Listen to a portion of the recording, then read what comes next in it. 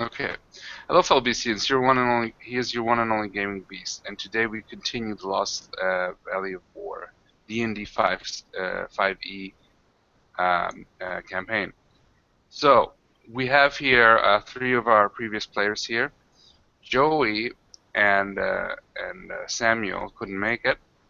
Therefore, our good friend Juve is here. You guys can introduce yourself real quick. We'll start from left to right with David. Introduce yourself and your character. Yeah, sure. I am playing a female bard. My character's name is is Erdia Sunflower. She is 118 years old. So she's a full adult half elf. She is 5'2", 110 pounds, roughly about 5'2". She has a lute that she carries in her bag and some other instruments on her. She has very long, sort of blonde hair, blue eyes, and a very hourglass figure with very nice bum and boobs, like a typical elfy, half-elf woman, really. Yep. Awesome. Okay. Oh, but I am happy Joseph returning, our favorite druid here. One of the favorite druids here. So, Joseph, please introduce yourself and your character. I am Oleander Ironhide. I am a snake druid, although some say that I am a dwarf, and I don't know if that is true. It is but a temporary form that I must shapeshift out of from time to time. You will learn more as the time passes by. Nice. Okay. Now we have our new player who came in last minute, Juve. Thank you very much. No problem. So we will integrate you in a second, but just Mm-hmm. introduce yourself and introduce your character. Um, my character is a level 1 Dragonborn, soldier class, soldier slash officer class. Um, far as name goes, Ruby Red is what he goes by. Says he is a red dragon heritage. Nice. Okay. So you have People like people have fire too. seen him in battle and said his eyes rose like red, like rubies. So he goes by Ruby Red. Okay. And then we have the Bill, or just Bill. The Bill. That's my The- Facebook name. yeah. So, Yeah, name's Bill. I'm also going to be playing a excuse me. Um, oh, for crying out loud, I got my character sheet up here. I'm playing a hill dwarf, druid, and when we finally get to level 2, I will be going the spell route as opposed to the moon route. um, Regular guy. Yeah. So far, nothing special. Raised by here. There we go. Street urchin and raised by the elves out in the forest, away from the yep. city, Yep. to be a druid. Sweet. Yeah, we established that. Okay. So you have flown with the flying machine of the gnomes and the Lord. I can't even think of the name. Great DMing. We're off to a great start, of course. Now, Count Nicodemus Valentius, who has sponsored this expedition, and he, of course, because over the valley is surrounded by these. I'm giving just a little update, just really quick for Juve. The valley is surrounded by these gigantic, titanic, colossal mountains that are unclimbable pretty much. Although people have tried with different kind of tried to climb the mountains, tried to fly over the mountains with different kind of magic or techno-magical devices over the eons. And the rumors is that the gods have trapped some kind of evil demon there, or they have put their treasure there. There's all kinds of rumors, and adventurers have tried to enter and then return. And Okay. as these guys have entered, you have entered. You actually. That's what Count Nicodemus didn't tell you, that you have been with the expedition of a rival. With You've been with the rival from Count Nicodemus was Mr. Uh, Borgare, a kind of pretty shifty halfling guy. And he's quite rich, though. He has amassed a fortune, probably of illegal means. So he has. You have heard rumors that he amassed most of his fortune through different kind of criminal activities like gambling or like collecting protection money from people and drugs and things like that. And he was very interested, so he started gathering a team of expert mountain climbers and adventurers. And so you actually did climb one of the smaller mountains, which was still extremely high. What happened is once you got to a certain point,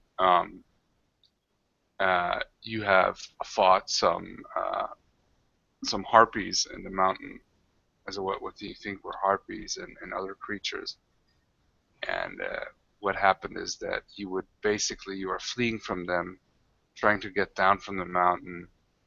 Um, you have been carried by a harpy down into the valley as she's trying to drop you, Hmm. but you surprised her with her fire breath, with your innate fire breath, and you had a little bit of luck and a little bit of because also you're surprised that before she could like whisk you up, she went down because you were heavier, and she wanted to whisk you more up so she would lift you up to the point where she would drop you and you would die.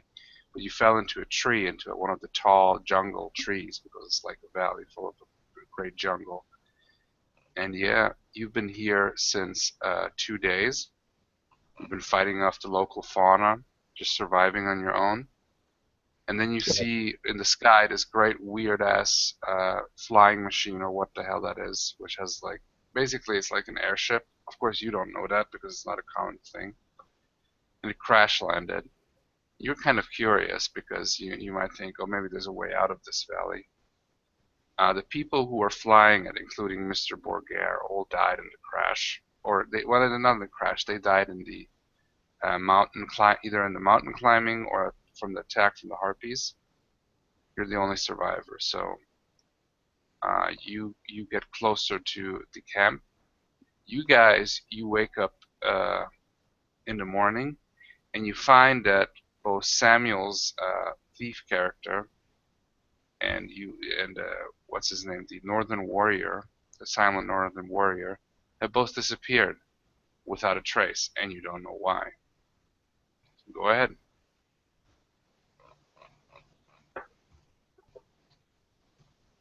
So I'm basically walking towards the airship, um, sword and battle axe drawn, looking around, trying to see what I see what's going on, what have you. Anything jump out at me? You can see the wreckage of this machine, and it still smokes a bit, but like the fire has died down, so it's just smoldering smoke kind of thing.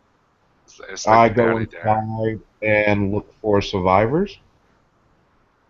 Okay, you can see the smoke is actually not anymore from the ship. It's from a dying fire the survivors did. And Hmm. I switch over to you guys just quick that you see a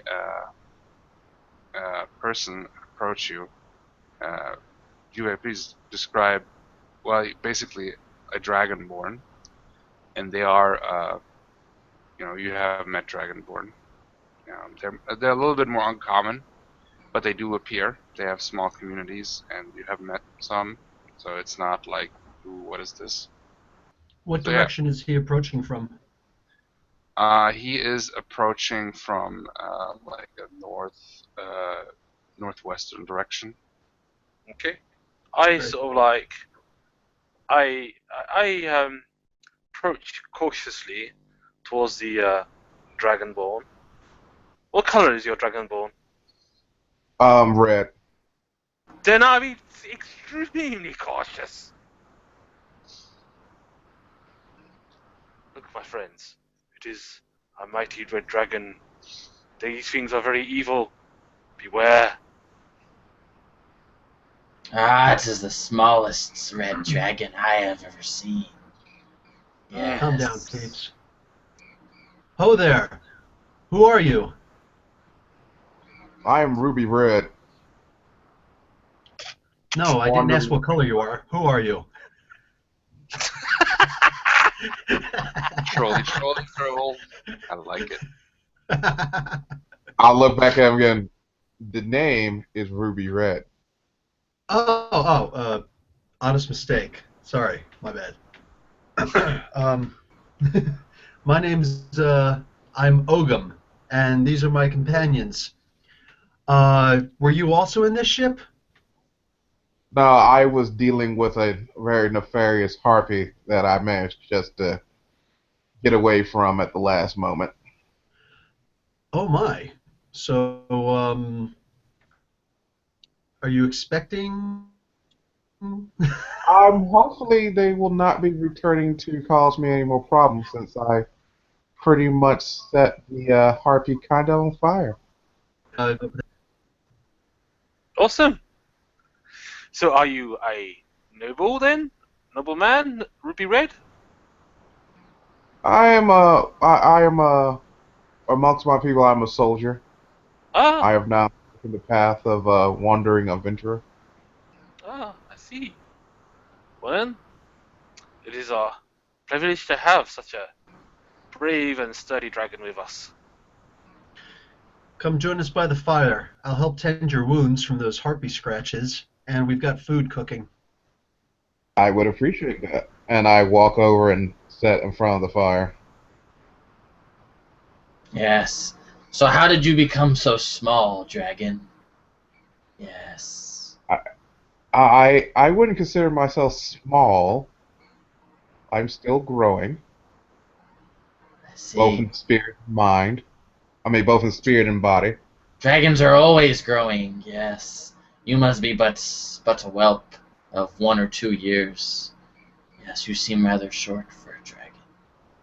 Yes. Mind Yes. you, he actually thinks that you're a dragon, not a dragonborn. Oh, I that could explain the constant hissing, I guess. Or does he always sound like a nog? I whisper in your ear, he thinks he's a snake, not a dwarf. Oh. Touched in the head slightly, as I whisper back. Saying, oh, Very well I then. couldn't tell you. Let us Perhaps. What let are us you two hissing about in secret? Yes. let us go to the campfire and set up camp, but not in a nice clear area that we can find. Well, more than that, listen, the animals that I communed with, they said that from the south, there are all sorts of manners of beasts, tribal beasts. They hunt things, they kill things. It's almost like a religion for them, it seems, from my understanding. So I think that We if we're all good now, and we're pretty sure there aren't going to be any more survivors popping out of anywhere or dropped by harpies, then I think we should seriously move away from this wreckage so that we don't get surrounded. This is yes, sure to indeed. bring a Let lot of us. people around. We shall gather some wood and some broken bits of timber and make some shelters for ourselves. Uh, Yes, we can I think erect we should. quite the nest. I think Yeah. we should do that a lot further north of here, away Yes, from the indeed. southern monsters. Yes, indeed. All So right. And I, nobody's seen the bar, or excuse me, nobody's seen the fighter or the thief anywhere. uh, last time I saw them, they were at the camp, so no doubt they'll be there still. Let us grab these bits of loose timber and just take them back. So she goes around and picks up some bits of limbo and tries her best to like carry these hefty pieces of wood. Okay, just quick note here with the thing. So I want you to so you have gotten the good berries, so they do, but you have also eaten, like, if you want to eat instead of the good berry instead of the ration, so you have to remove one ration out of your rations, um, and one you have basically water that is enough for 10 days on your body, and Is you it a have used. possibility I could just use my survival skill so that we could save those rations in case we have to go dungeon Yes, you delving? can. Awesome. You can. I mean, but yesterday you did eat, right? Yesterday we only had the good berries. Right. Today Okay. I Okay. Yes. actually wanted to go on Did a you hunt. actually eat? If you have eaten the good berries, if that was a thing, then you gotta remove them for now. Okay. You Yeah. can use the survival skill if you want to tell the others to, like, that you want to rather hunt. Do you also want to then not uh, also search for water and Yes. not use your water unit? I guess in like my character will be like, since we crashed, and if there is any bodies outside the wreckage or whatever, she will hold some goods from her memory and try to salvage some more scraps of food for us. Okay. Uh, just roll both of you roll a survival check, Okay. or like, no, Bill, you roll a survival check, and you roll a spot check, David. Okay. Investigation. Yeah.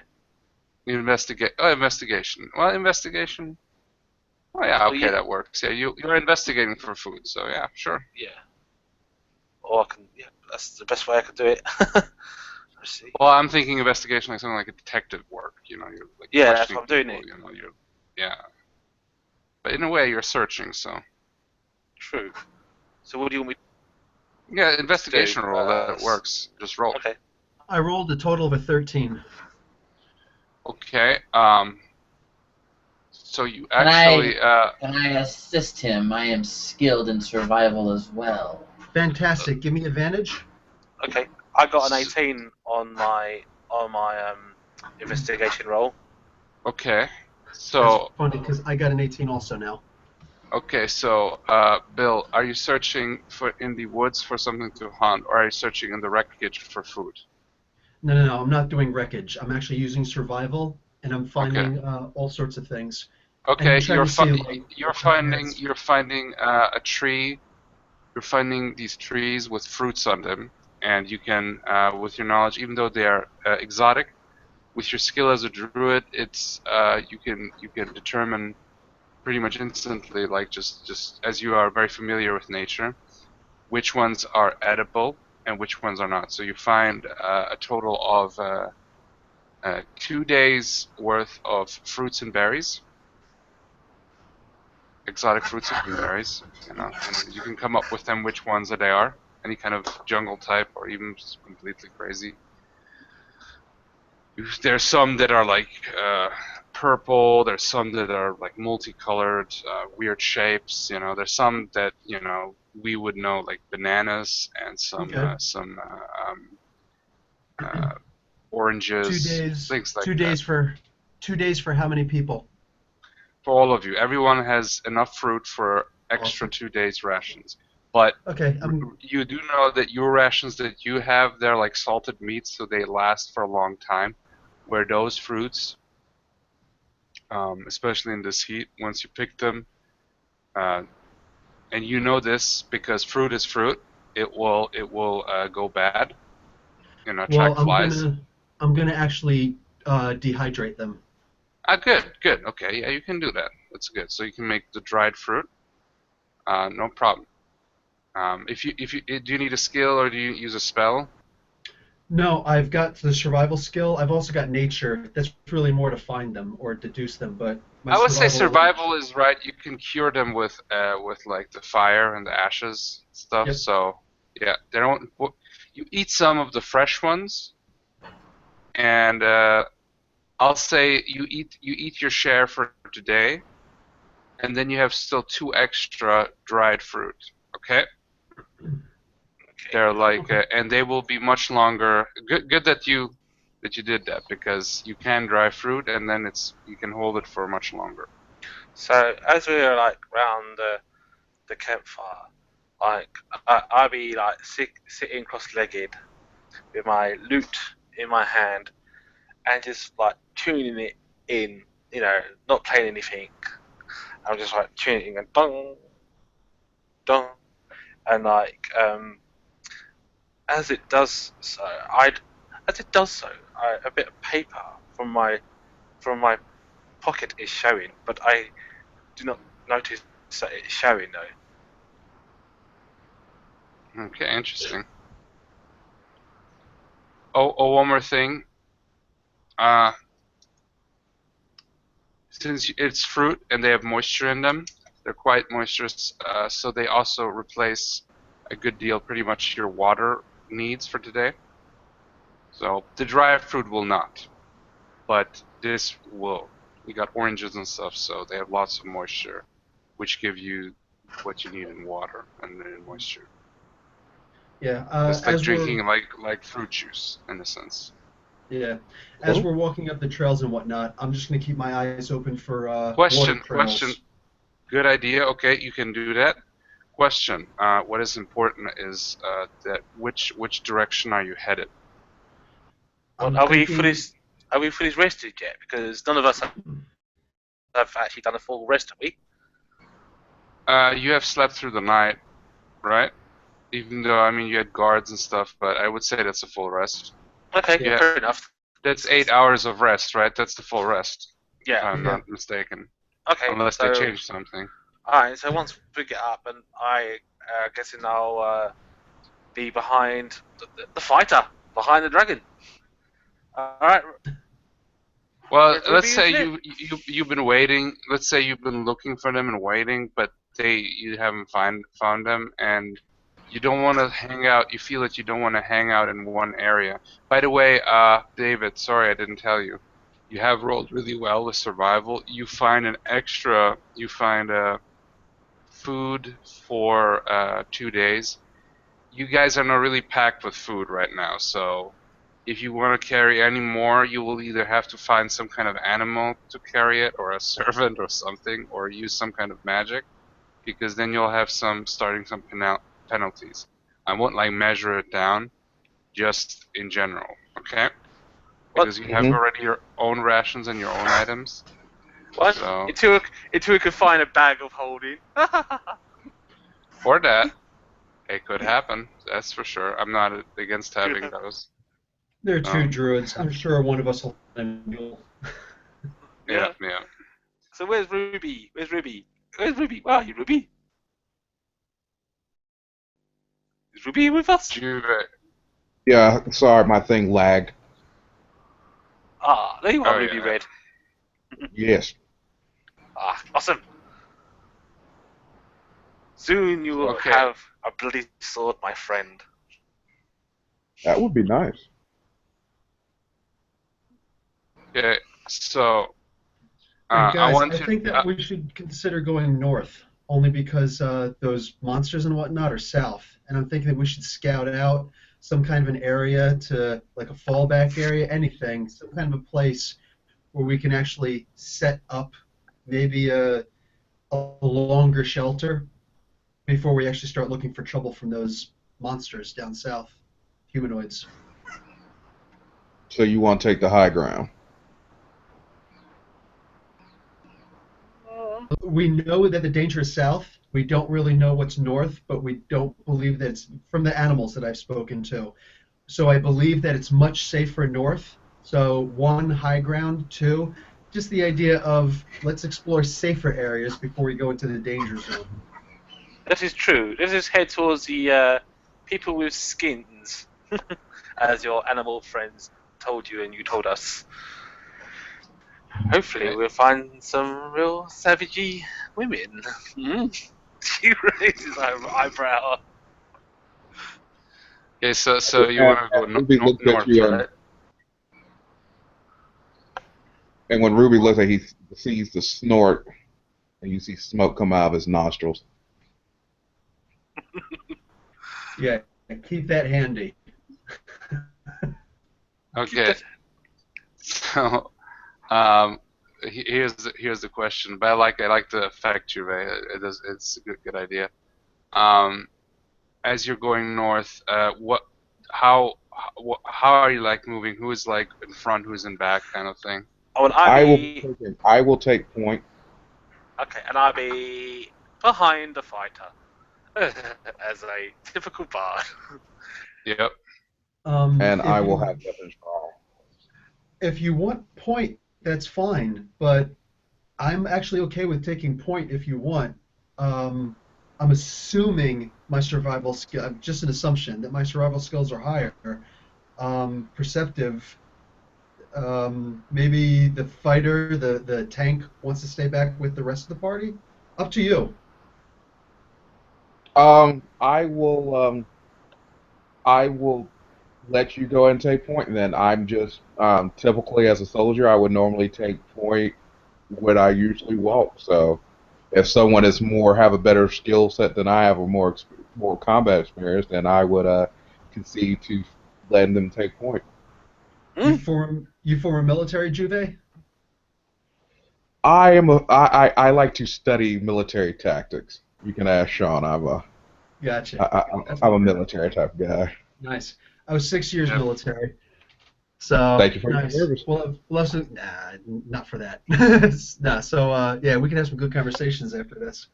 But no, I figure the scout goes up front. Dungeon, send the rogue first. The rogue Yeah, is like is the living trap tester, you know, like it works Yeah. once. Okay, so I let the druid go ahead of me, and I'll still stay behind the fighter. Okay, so we have basically Bill, Juve, David, and Joseph. Yes, Are I will be our tail. Yes, I will make sure that nothing sneaks up upon us. yep. Should it dare do so, shall taste my poison. Nice. Yes. Good looking out. Don't tread on you. Yes, do not tread upon me, it would be unwise. I'm going to try and stay about 25 feet in front of the party, since the average trap size is usually 10 to 20 feet. Yeah. I like it. Okay, so you start traveling from your area up north, and basically the jungle is very dense. It's very dense. It's very hot. You're realizing how much hotter it is. You have realized already the last. It's very humid. It's very like a jungle, you know, like the Amazon, you know, something. You have all kinds of weird plants around you. You can hear sounds of animals. You can see animals skittering away. The air is full of different bugs. You know, you're like slapping yourself and stuff, and it's even though there's a really wild and beauty to it. You know, it's not easy. You know, there's no roads. There is all kinds of these big, you know, ancient trees around you. There's the ground is like full of different plants and roots, and it's not easy to move forward. So calculate by that, like your movement, your basic movement is down to like 25%. So you're about to travel 8 miles a day. So pretty slow because there's no road and you're like in the middle of the jungle. So as you're Oh, traveling, as parents just swing at the what? bushes and stuff. I pull up my rapier and cut some of the bushes and make a clear path as we go along. You're not in front, and I'm going to No, suggest no, that you but don't do that, because if but you do that, you let everybody else know that we're there. If these uh, things are primitives like that, I guarantee they're expert trackers and trappers. We don't want to give them any advantage for trying to find a couple of stray crash wanderers. But so, Sean, are you telling me that there are no animal trails anywhere around? You can see all kinds of animal trails. You can see trails for big snakes. You can see paw prints. You can see other creatures just move away. You know, there's trails for weird. weird creatures around. You can see in top of the trees. You can see here and there some spider webs. You can see in the trees some small monkeys running around, and they look at you, and they look curiously, and then they Effing monkeys. everything seems to be just in the dark, and but like the air is full with sounds of different animals and stuff. So Hmm. and Okay. Can and we yeah, go ahead? I was just say, can we follow trails that seem to have more hooves or uh, herbivore tracks as opposed to the carnivorous tracks? there's some herbivore tracks, but it seems like where when you try to follow them, they kind of they as you're following them, they're like they go in different areas. It's actually not a bad idea. Roll a survival roll. 17. Oh, good. Okay. So you follow the herbivore trails, and basically the logical conclusion would be you find a small waterfall, and Fantastic. it's like a small kind of it's like a small river going through, and it's so like you wouldn't see it from above. It's because it's so dense everything.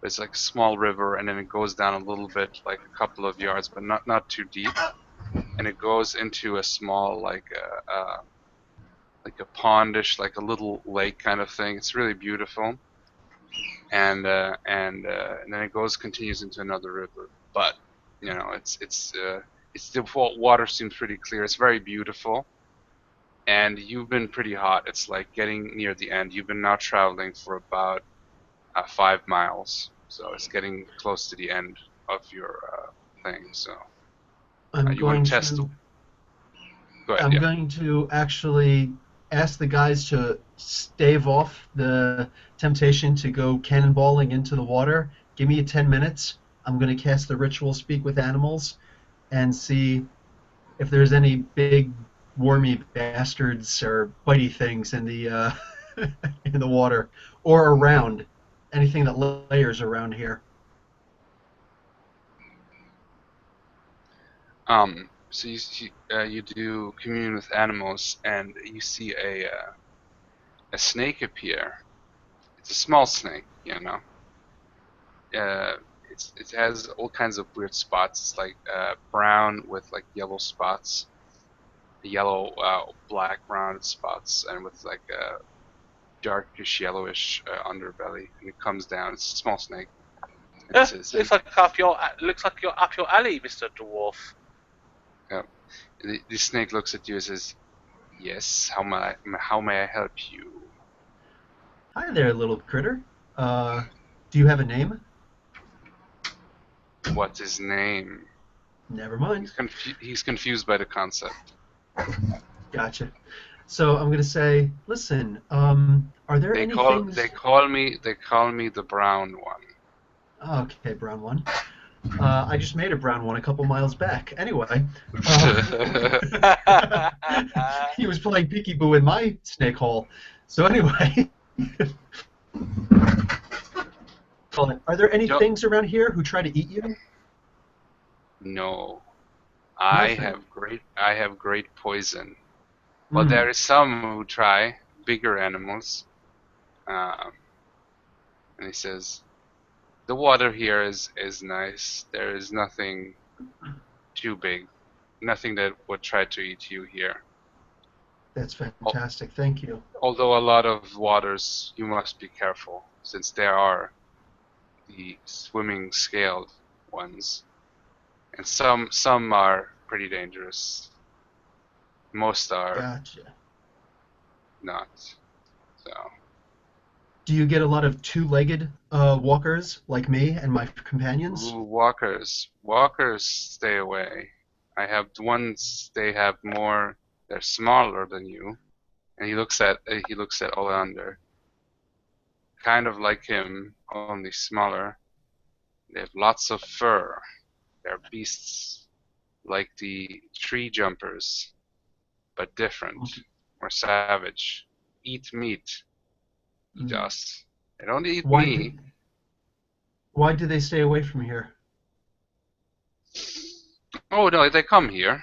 Oh, They stay gotcha. away from me. Gotcha. Thank you very much. You're welcome. I will go and find bird to eat. So, Druid, And slithers away. What did you find out from your snaky friend there?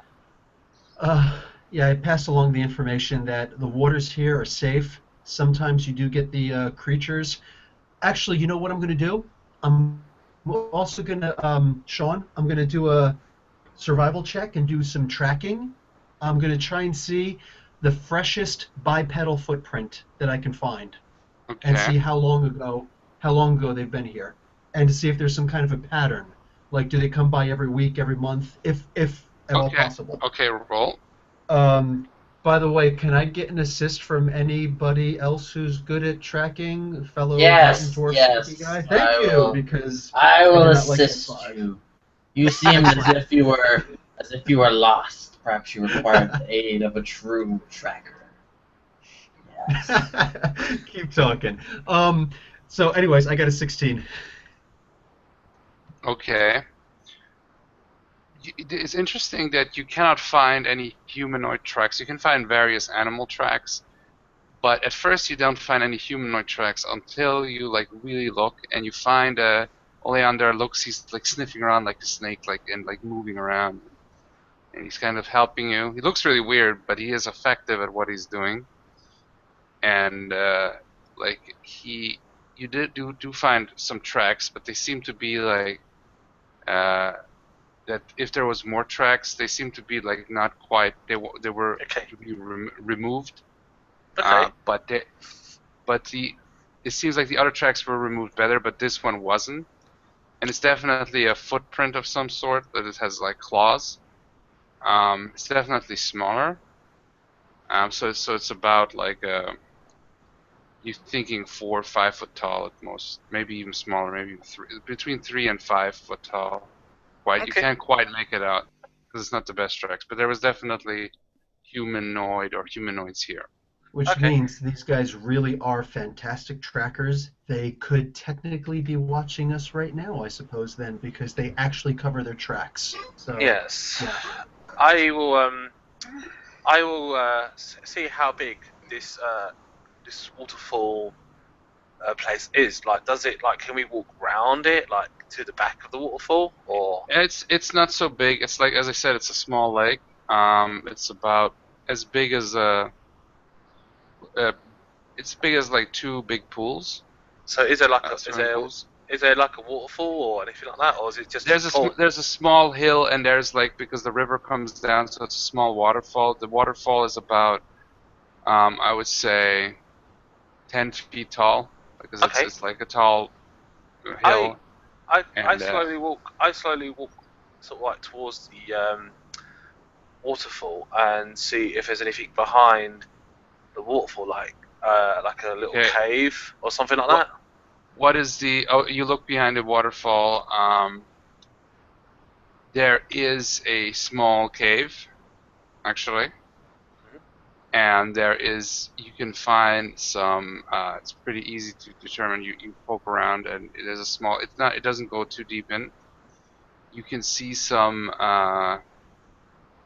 skeletons, under a lot of moss and stuff, Okay. and they have what you can determine as armor and some weaponry, but it's all rusted and unusable.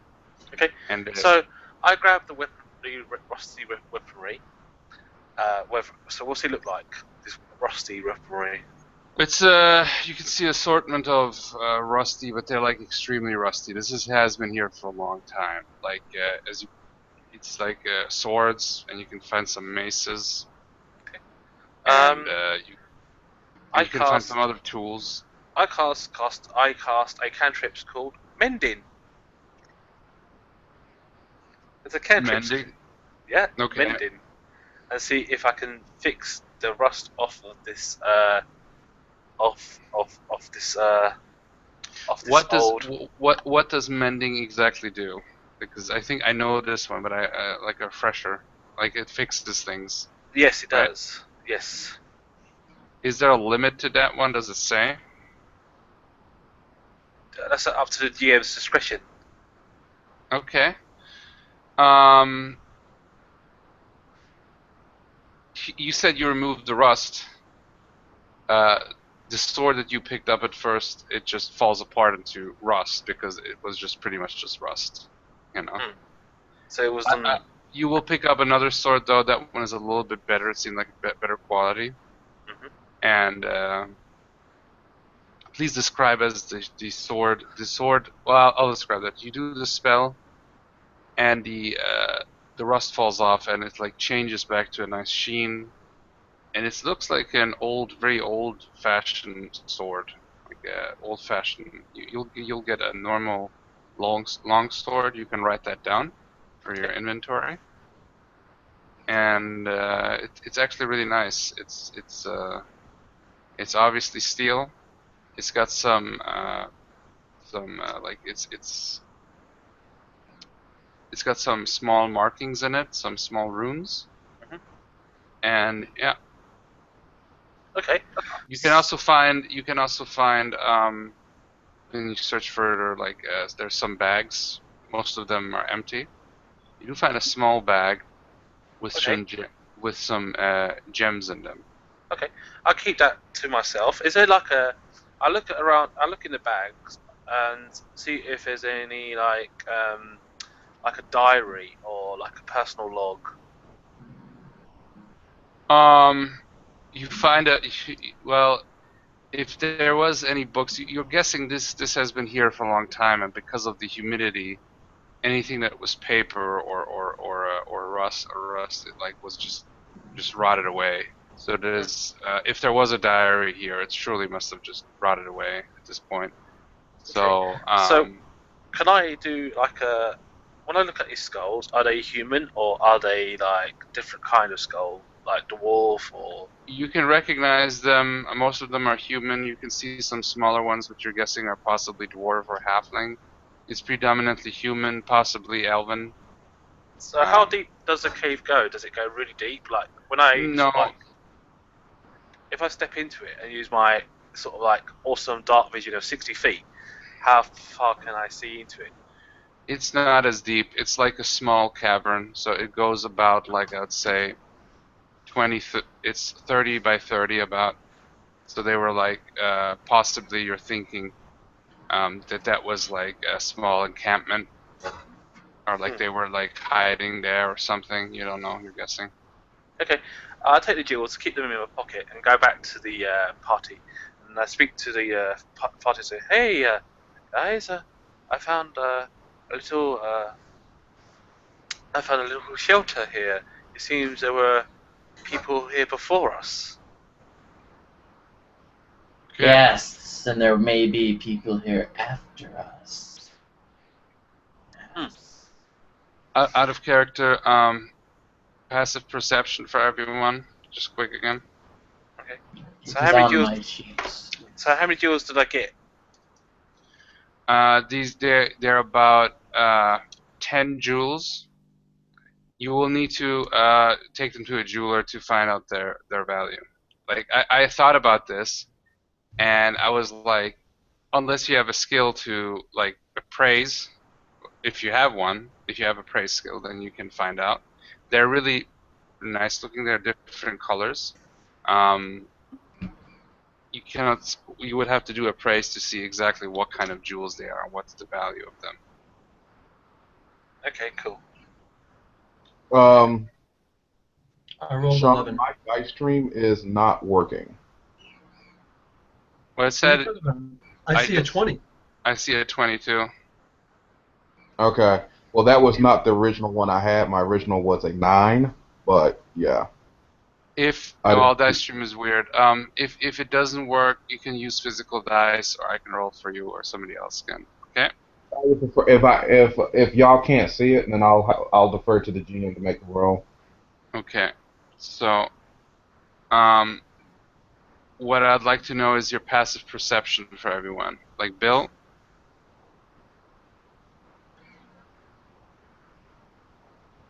My passive perception is +1.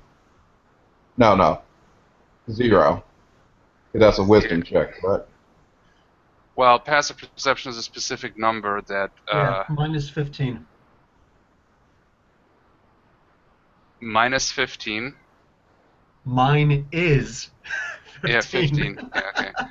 Because I remember it's being 15. That's why. Sorry, but okay. So Juve yeah, I have 0 perception. 0. Okay. She's a passive perception of 10. Yep. And Oh. then David. Mine is 10. Okay, good. So basically, you can see in the top of the trees. You notice that there's some movement going on, and something has been trying to hide from you, and in the bushes too, but not successfully at this point. So you notice that there's some movement of some sort, and yeah, all you can see is like behind the bushes. You can see some small like you can see a glint of like small yellow beady eyes and some fur. Ah, this is one of the creatures. I will, I say to the guys, look, over there. It's in the Yeah. bushes. I In the look bushes. around. I look around. Do we all notice? You all notice, yeah. Jue with the passive perception, I think you should have it higher, but let's say in this case you don't notice. I'm going to grab my dagger from my pocket very slowly and then aim it at the actual creature I see and then chuck it. Wait. Okay. I can't put my hand out and say wait. Okay. Freaking pulls Well, out hard. you did react it, and I will allow it as a first action because the creatures think you haven't seen them yet. So roll an attack. Okay, cool. So that's plus my dex, which is higher. Yep. Because I'm about. Right, let's see. Awesome. You'll have advantage for this one because Okay. the creature thinks you haven't seen them yet. Right, so. Okay, so with advantage, I got a natural 22, which is my maximum dice roll, which is a natural 20. Oh, it says a nat 20. Yeah. Okay. Well, then it's a crit hit, so do crit damage. Okay, so a dagger does d6 piercing. Since it's doubled, I do 2d6. Go ahead, roll This your damage. dagger is a D4. Oh yeah, is it d4? I think yeah, so. D4. Well, I can check quick if you Oh, yeah, guys yeah, are sorry. willing to. It is It's a a D4. D4. Oh, Daggers D4. have been always D4. I'm pretty Yeah, sure sorry. in every D4. D&D game. Alright, so 7 points of damage I do to it. Okay. Let me see here.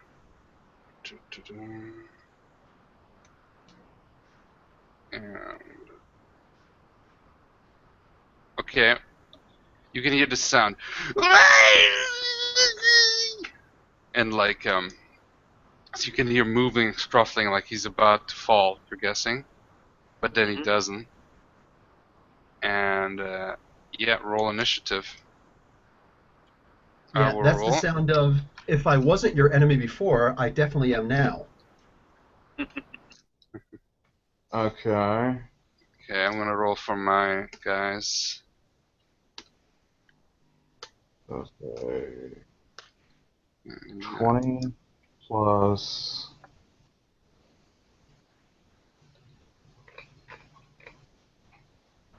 Okay. No, I initiative. I got 20 a on initiative. I got a 18. Okay. So, okay, David, you got a 18. Mhm. And Juve, what did you get? Nash 20. Wow, awesome. Nice. And Oleander, what have you got? my snake friend. 13, yes. Okay. And Bill, last but certainly not least. What do 14. you got? 14. Sweet. Okay, so this is what you see here. You can see suddenly out of the bushes and out of the trees, you can see multiple small, about 4 foot tall, humanoid, really um, aggressive creatures. You know, they're really furred. They have all kinds of like patchwork, uh, like armor made out of like wood and plants and stuff, and they are wielding. You can see some of them wielding like makeshift like spiky like clubs made out of bone. They have like a thick fur, really pointy long ears, big teeth, but four Okay. foot tall, Can I do? big eyebrows and stuff, and claws, and they're just yelling at you. Can I do? Can I do Arcana check to see what exactly these creatures are? Arcana. Well, wait, I've got. Yeah, kind of, yeah, kind of. Or would that Like the be? Javas. Would that be Arcana or Nature to find out exactly what these are? I would say nature. Nature is closer. Okay. Very good at Nature.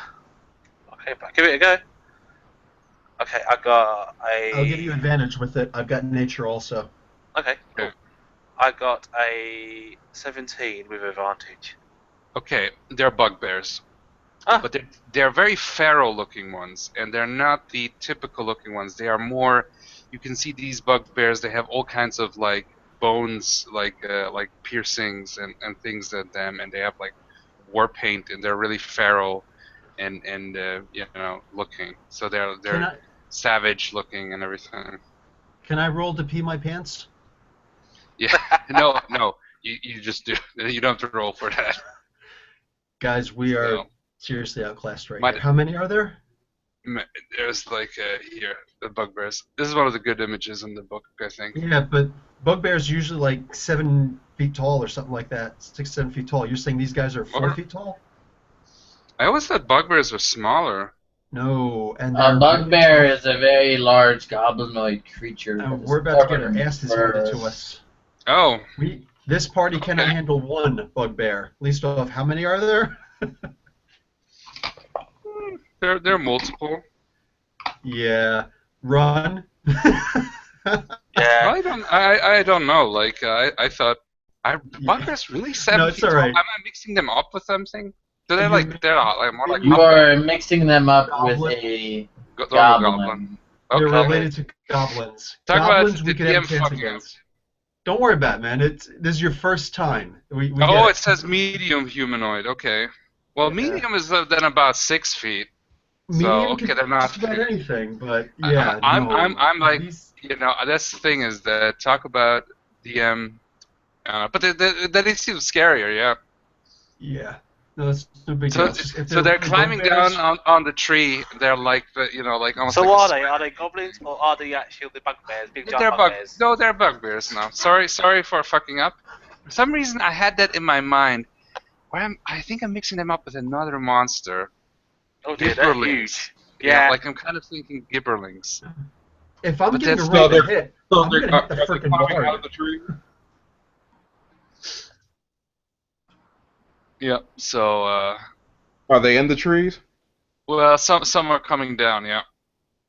Question: how far away am I from the tree line?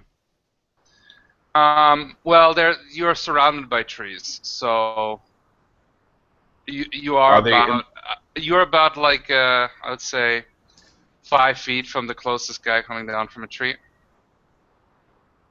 And what's the range on fire breath? The one that is coming down, you can see it's got It's a 50-foot cone. Depends on your color. it's got like a knife in its upper leg. And they're definitely hostile, correct? Yeah, they have like bone clubs, savage bone clubs, and wooden bone spears. So as a diversionary tactic, I will probably do a cone of fire. Hold on. Who has initiative? Who's going next?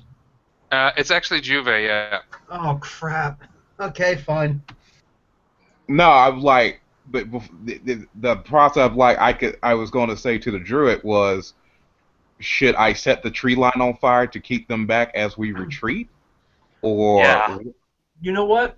Why not? Go ahead why and not? do that because then, as we're running, as they're coming closer to us, I don't know. I was thinking I was just going to cast Entangle and try and catch a couple of them. You know what I mean? then I will hold my I can hold my then I will hold my action to let you do entangle. Yeah, and anything that jumps at us after we get about, because this is a 20-foot radius, a 20-foot square, Yeah. cube, whatever that my that my spell will use. Is it It's not going to catch a lot is of it bugbears. a cone? Is it a cone or is it a circle like a sphere? Cone. That's Who are from you what I asking? remember. Well, is the entangle? I think that's a circle, right? Entangle. The area. No, Yeah. Entangle is a 20-foot square. Square. Okay, 20 foot. Okay, yeah. Then right. Yeah. Yeah, 20-foot square area. But they resist it with their strength, and these efforts are really strong. So it's probably not going to catch a lot of them, but it could help us to cover a retreat. Hey, um, Oleander, do you also have Entangle spell? Nope. I have spells. I have. I did not know that you were Oleander. That is interesting. I did not know this. Yeah. Oh, sorry. Oleander does have the spell, but it appears that we are in combat and we have spoken on end for what seems like 5 minutes. Perhaps we we're should rushing. combat.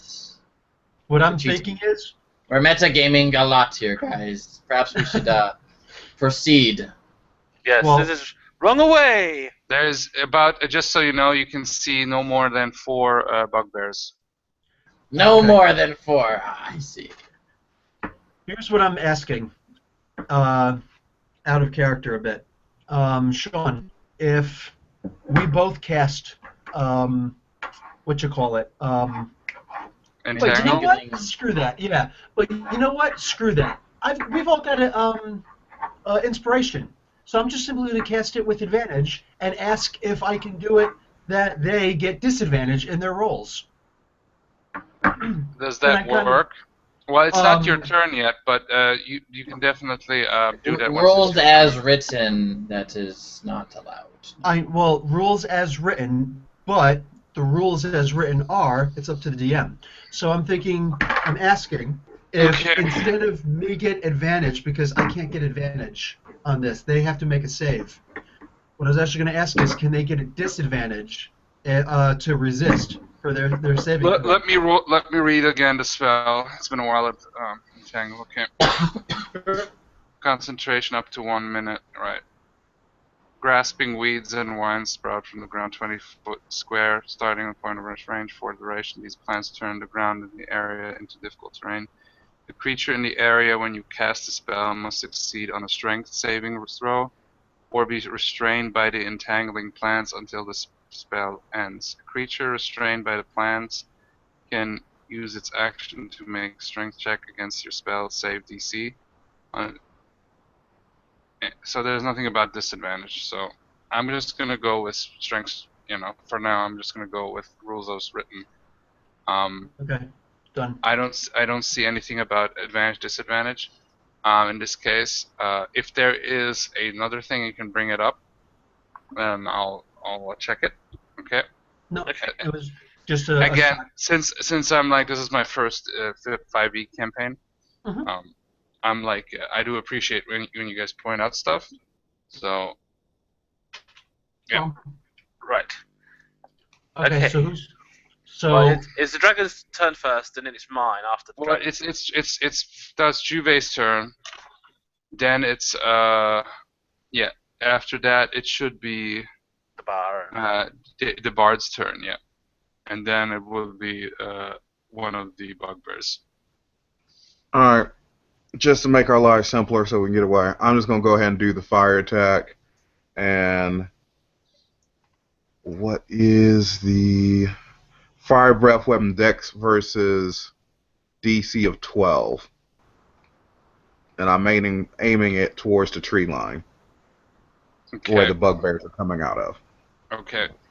Well, not all of them. There's about 2 that are in the trees, and there's 2 coming out of nearby bushes. So you could reach. You could you could basically set one on fire. Where one bugbear is coming down at this point. Okay, so I guess I'll set one on fire and then Or you gotta movement. just roll for a second, then, right? It's an attack roll, right? Or Yeah, I dex? believe it's still a attack roll. Yeah, then roll. That is a 19. Okay, so you set 2 of the trees on fire since it was pretty high. Will be nice. And let me see here. And then once the bugbear's turn is, I'm gonna see what happens. Okay. But they're definitely intimidated about. You can see that. We'll see this once it's their turn. But now it's the bard's turn. Okay, so who is after me? Right now you can see the No, bugbears. They don't. I mean, who's next in line after my initiative roll? It's one of the bugbears. Ah, damn it. Okay, so she will cast. She will target one of the bark bearers in the group. They all huddle together, aren't they? The bugbears. No, they're about like they're between Ah, the 2 that is coming towards you. There's about like 8 feet. You know, they're kind of spread out. right. Hang on. Let's go read what this does properly. There's a good chance they've been following you guys for a while, or maybe you entered their territory. You can't be sure. Let me see. Let me think. Let's reading this quickly. Okay, so right. I think. Let me see. Oh, where's that? Hang on. Just give me a minute. I've got to find this thing. Let's see what I can do. No worries. Take your time.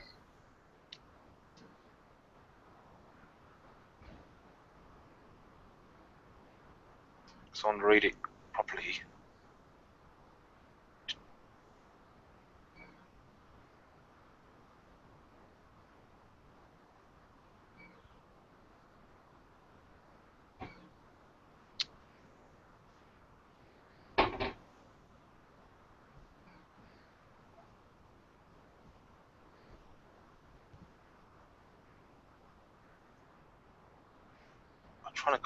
I'm gonna try and cast sleep on them. Okay, let me check here. I'll help you. We'll figure it out. Okay. So I know it has I know it has a radius, like a bubble.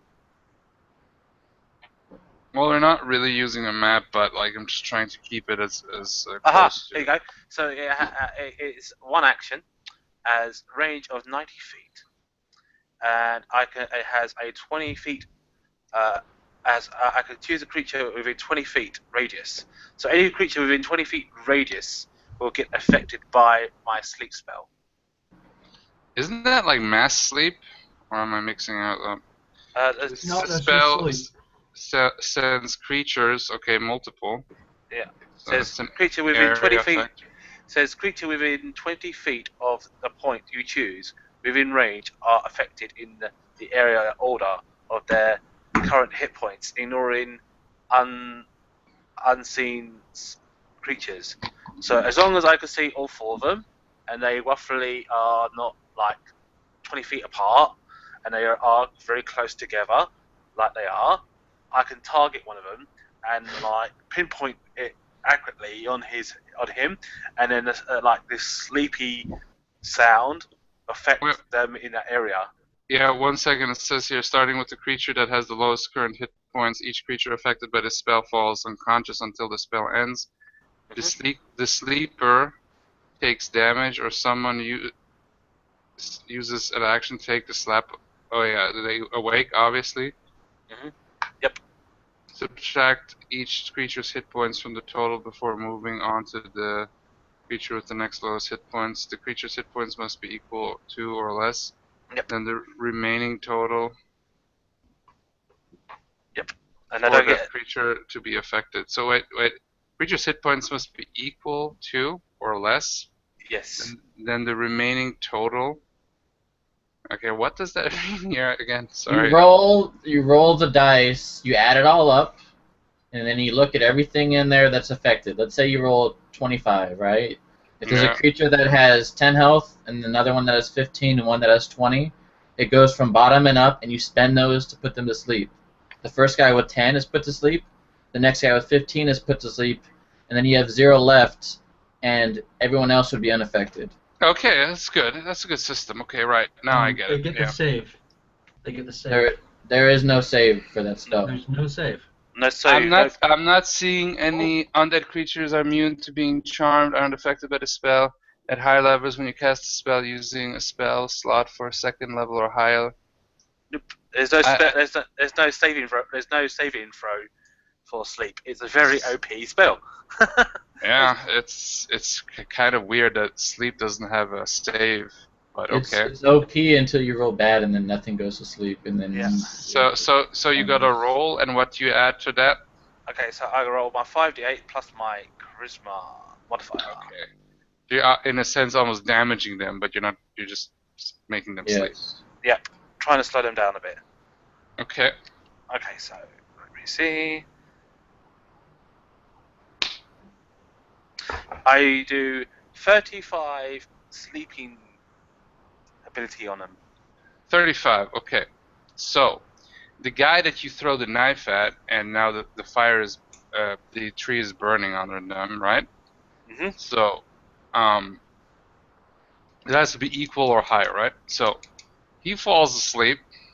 He's just trying to climb down, and he's like, "Ugh," and then he's like starting to fall down as his like claws are still at the tree, but then it like kind of like they just kind of break off, and then he like falls, and it's like a really tall tree. This is like like a. Does he land on someone? No. Ah, Come on. I mean, this doesn't. They're not that close together, If he so. did, they would wake up anyway. True. So he falls down, and let me see here.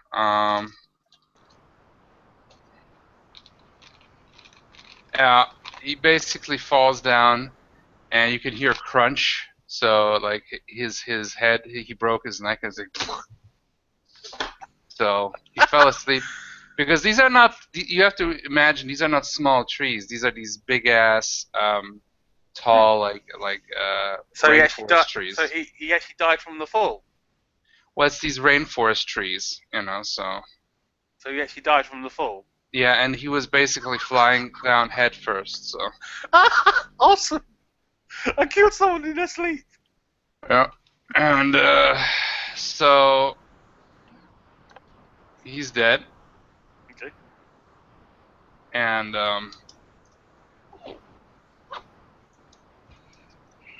what you see is here, let me see.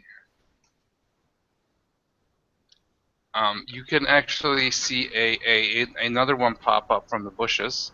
So it's again 4. So there were 5 in total. One was still hiding. And basically you don't have nobody else falls asleep. Okay. After that, after I killed one, I sort of go yes to myself, and then leg it. I do a full movement action and move away as far as possible away from the creatures. Okay. So now it's 18. One of the creatures, one from the bushes, they throw their spear. I mean, their javelin, whatever. He's about, 20 feet away. And he rolled a 8. Who was taking point blank? Who was taking point blank? Well said. Point was was It was me, but we yeah. weren't traveling at this point. I was sitting down fishing. I don't remember you saying that you're sitting down fishing. You were searching. Look at the chat. He actually said he was pulling out his fishing rod and Look, typed it in text. yeah, look at the chat. Well, okay. You see what you type? Okay, I didn't see that because I'm looking at the screen, so I apologize for not saying that. No problem. I will accept that, but next time don't you gotta say what you're doing. Okay, let's Okay. just make this because I sometimes mishear the text because I'm really focusing on you guys, you I know. know. That's not a big And deal. I just sometimes I didn't want see to it, talk. but yeah, okay. So because if there would be a sound like thing when you would post, then yeah. Yeah. Okay, No so problem. what I'll do, I'll make it fair, and it's not like because that's why I like a combat map because then it's like there's no, you know. But I will make it. I will let the dice decide who is the closest to that guy. Okay, if that's okay with you guys. I know for some people they don't like it, and we'll figure out another way. Okay. Cool, because I moved 30 feet away anyway, so. Okay. But you see, that's why that's my biggest problem with theater of the mind. You know, everybody has to agree all the time where everybody is, especially in combat. You know. So let me see here. 1, 2, 3, 4. Oh, we can actually do with the D4, right? Is that okay with everyone? Determining it randomly? Yeah, go for it. Is it okay? I don't want to do it if it's not. Yes. Okay. Yeah, it's all good. Don't mind me. I'm just trying to get. I'm dealing with my blood sugar, so Yeah. that's all. Oh, sucks, man. So David, they attack you. I rolled a 1. Okay, so they miss. A critical fail! Did they get a disaster that happens to them? No. I rolled already attack, and it was not a critical fail. It wasn't. I don't. It was a 8. Alright, so So they miss. oh, the javelin misses. Yep. Why would you say a critical fail? No, one I determined who gets attacked because you're 4 people, so I roll a d4. Okay. Cool. So because I'm actually thinking of possibly using one of the virtual tabletops because this is always easier when I have a map. Then I can always see who would be the most logical to attack. You can always use roll 20 or something like that. That's pretty free. Well, I have already a system, so like this is what I'm thinking of preparing. I got fantasy grounds, so I want to possibly use that. But Which is anyway, so just off the record is like awesome. I've used it before. it's pretty cool, but not everybody likes it. So like with theater of the mind, there's a lot of advantages, but this is one of the disadvantages. Anyway, I don't want to continue here. Next person is Oleander. Alright, how many of these creatures do I have around me that I see? You can see 4. 2 in the trees. They're now distracted by the fire, and 2 on the ground, like behind bushes. And 1 fell down and broke his neck while he fell asleep. Yes. Oleander would see these frightening creatures, but he would not be scared. He is irrational, perhaps. He would point to the 2 on the ground, and you would hear a hiss exit his mouth, and he would say, "Snakes, collect my victims." And he would cast entangling roots on those 2 creatures on the ground, and they would all have to make strength saves as snakes burst from the ground and attempt to grab them and hold them still. Okay, what's the DC? 13 strength. Okay, I will see here. Yeah, the first one, no problem. He has a crit, natural 20. The second one, you said 13. Yeah, Yes. he only got a 12, so he almost makes it, but he's now entangled and he cannot move. He is restrained. Yes. Yeah, he's restrained. Yeah. So that was your move. Now That was my action, and for my movements, I will. Oh yeah, move and action. Yeah. Did the fighter retreat, or did he stay after he did his fire breath? I don't think Juve moved, right? I did. I said I was going to be retreating backwards. I will retreat Well, alongside him. I don't remember that, but okay. Maybe I'm not remembering stuff, but Well, actually, no. You're right. I didn't say anything. I just said I was going to do fire breath. I didn't say anything yeah, about moving. yeah. Remember, you can do an action and a move. So Yeah, okay. I'm used to. I've been playing Palladium too long. Yep, there you go. Too much palladium. See, that's what happens. Oleander, so you are retreating away. Yes, I will stand at the side of my retreating, Okay. dragonborn. So the next one is the one who is entangled. He does have the javelin, and he will try to. Since you've been doing the ritual, he kind of like saw that, and he will try to attack you. He would Oleander. have disadvantage because he is restrained. Okay.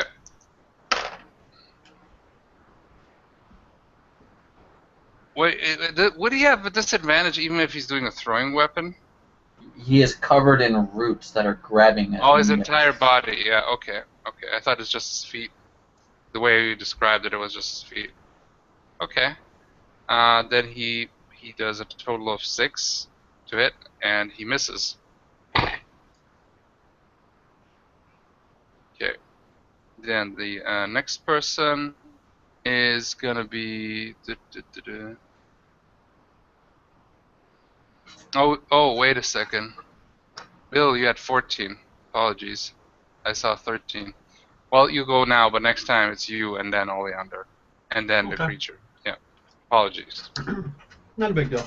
Then the creatures, huh? How many are left? I'm sorry. One 4. fell to his death.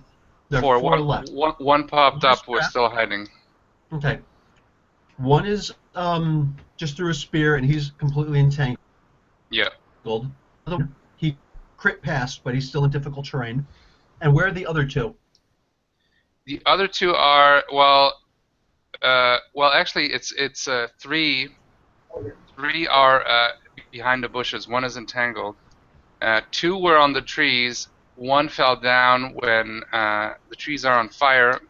Okay. 1 fell down when he fell asleep and broke his neck because Okay. of our lovely bard here.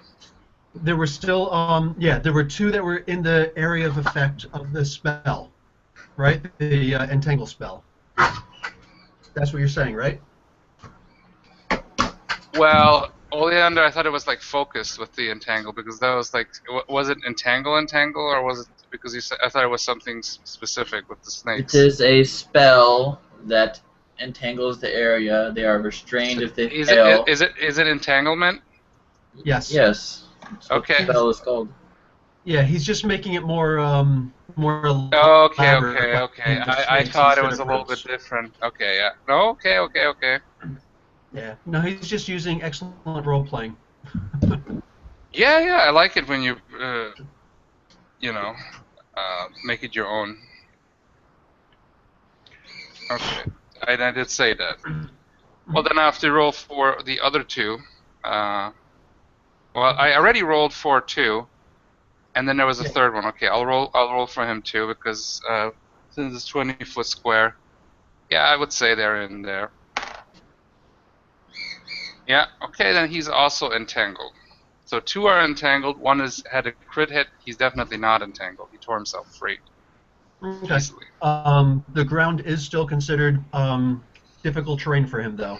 Just unless with his, but so you're saying that there is still one in the tree? 1 is in the tree. Yeah. Is he within 30 feet of me? Yeah. I'm thinking that I'm going to use my vine whip. So Okay. I'm going to roll to hit this son of a gun. I rolled an 18. I get a plus. I get plus 5. So yeah, had to hit this guy with a 23, right? With a 23. Okay. Yeah. Does he get a strength resist? No, Like a oh, saving no, throw? no. So he's going to take D6. And he doesn't even get a reflex save or something because we did this last time. I think. Yeah. Okay. I think If so. Yeah, you you're if right. you do an attack where you roll to hit somebody, there's no save. It's one or the Yeah, other. yeah. So Yeah. Well, no, you're right. 23. It's. Oh yeah, you're right. Yeah, AC, of course. Yeah. Mm-hmm. Okay, you hit. So you do damage and you automatically pull him towards you like last time, right? Yeah. Yeah. Well, do your damage. Yeah, he took 3 points of damage 3 points. Okay. from the whip. From the whip. Okay. Mm-hmm. And Hey, let's see. What? Oleander. Um, I'm actually gonna check here something quick because you're uh, pulling him towards you, Joseph, Bill. I only do. Yeah. you're, Do I only do the D6 damage fires? You're a bit there's no breaking up. You're breaking up a bit, Bill. Quite badly, actually. Oh, there's never a modifier unless it explicitly says so on spells. So no, it's just a d6. okay. Okay. So, but you pull him towards you, which means he's on the tree. Which means I'm gonna check to see if he can hold himself on the tree. So maybe when he falls, he can fall. Okay. He actually falls and he gets let's say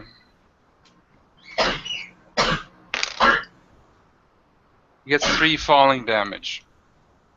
He can, like, you pull him down and he kind of still holds himself, but then the last time he falls and he does injure himself somewhat, but he still falls on his ground, so he doesn't like die instantly.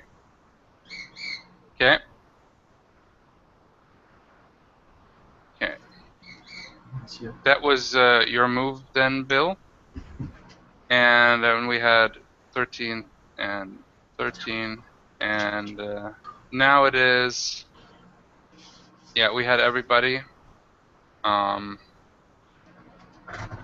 now it is the Cool. other Does he guy's turn. fall? What? He should, I think, fall.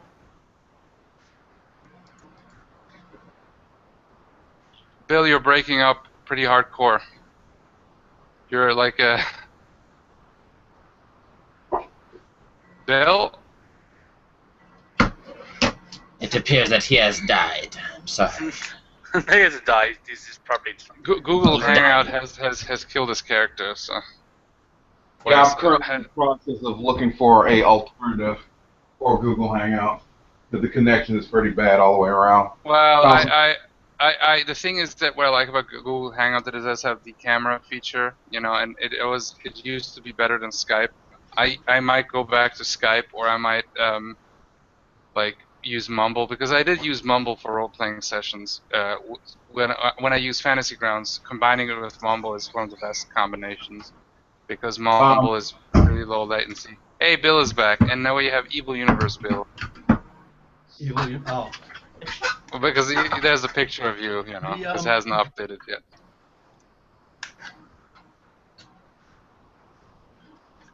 So go ahead, Bill. You were saying something about the falling. Sean froze. Did he fall? Oh, the Did he fall into the range?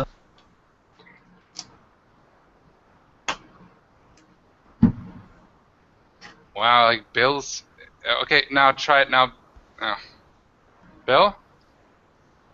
Technical issues. Sorry, there cannot be a Google Hangout without technical issues. It just cannot happen.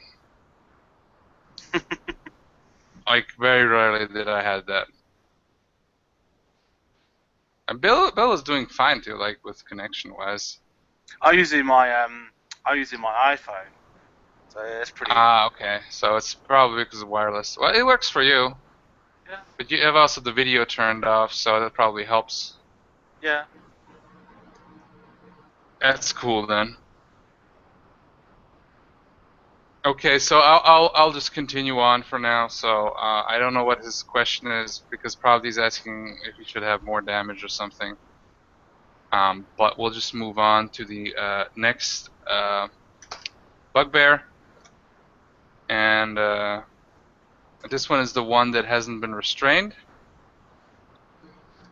And Is that the one that's been? Is that the one that fallen? Because he was the one that was not strained. No, there was one that did roll a natural 20. Remember? Oh, all right, okay. Yeah. So that's him, and he gets to. As I said, he goes to Juve because Juve seems to be a little bit closer because he was actually, you were throwing your fire at the guys. So go ahead, Juve, and swing his bone mace thingy, Yeah. and he rolls a 13.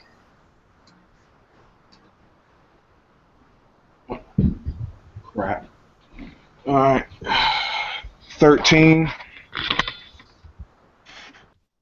All right, and let me see. If you were in chainmail, that's probably like you probably got like a AC 16, surely. Yeah, my AC is. Where's my AC on display paper? 19. AC of 19. Oh my gosh, oh, you're fine. Please show up how you easily blocked this guy. Okay, awesome. So it's my turn. Ha ha ha ha. Did the Okay. bugbear? Wait, one quick. William has written it. Did the bugbear I hit fall in the range of Oleander's and Tank? Oh my god! Talk about the. It's actually a good question. That is a good question. How long does entanglement last again? It lasts a minute, but it only restrains you on the initial spell cast, so he would just be slowed. Okay then. Well, if it's entrained you, then he's slowed then. So it will take him longer to get to anyone. Okay, so like 1 minute is, since one round is 5 seconds, so that's pretty much like 60 rounds, right? Yes. It's 10 rounds. 10 10 rounds. rounds. Seconds. Can't even count anymore. 10 rounds. Yeah. Thank you. Thank you very much. Thank you very much. So Juve, please describe how you deflect this guy's blow. And what type of weapon would he swing at me with? It's a savage-looking bone mace made out of some kind of giant creature's bone and carved with spikes. So Just he swings, turn on and for a I second, basically please. do like a cartwheel over top of it and land back on my feet on the other side. Nice. He just look at you quite amazed. Okay. All right. So the next person. It's me. Okay, so Go ahead. okay, so she sees what's going on. Wait a second. No, it's not you because It goes Dragonborn and me. yeah, but no, he just did. I just told him to Oh, describe yeah. his defending because Oh yeah. I like the people to describe even because AC I always see it's either their armor blocks it or they dodge it, and I like when the people describe it. Okay. So no, you're gonna come soon. Okay. This awesome. time it's gonna be the next guy who is entangled. So he'll try to, and he has no javelin, so he's got to try to free himself with strength. So it's gonna be 13, right? Oleander. Yes. Yeah, he does not make it. He's trying and he's pulling really hard, but it's just not happening. Okay, so the next person is gonna be, we'll start a new round with Juve, the one and only Juve. Alright. So with all this stuff going on, and these guys are pretty difficult with a pretty high power level, right? Yes. But if Well, we, it's if we want to go with technicalities, they're challenge level 1, so should be in your alley. You're all level 1. You're you're like a party, so Then I will go for a swing with my sword and battle axe towards the one that hit me. do you have dual wielding? Because I've not dealt yet with dual wielding in fifth edition. In fifth edition, that is a high level feat. So that the answer to your question is no. I don't.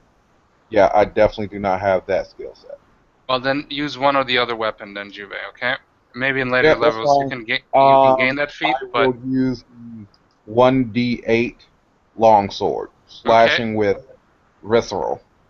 Yep. Go ahead. Roll your attack. All right. I wish you were a spy fighter. He was going first before B. Yeah. So I don't know, like I didn't know, I haven't dealt yet with dual wielding. So 16. 16. You just hit it. His AC is 16, so All right. just hit it. So after doing my jumping over that, I do a backward, like a backhand slash with the sword towards him to cut him deeply.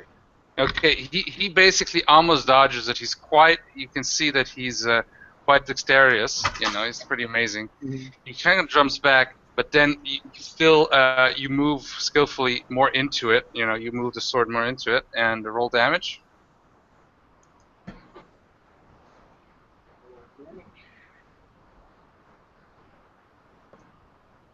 Else would be a D8.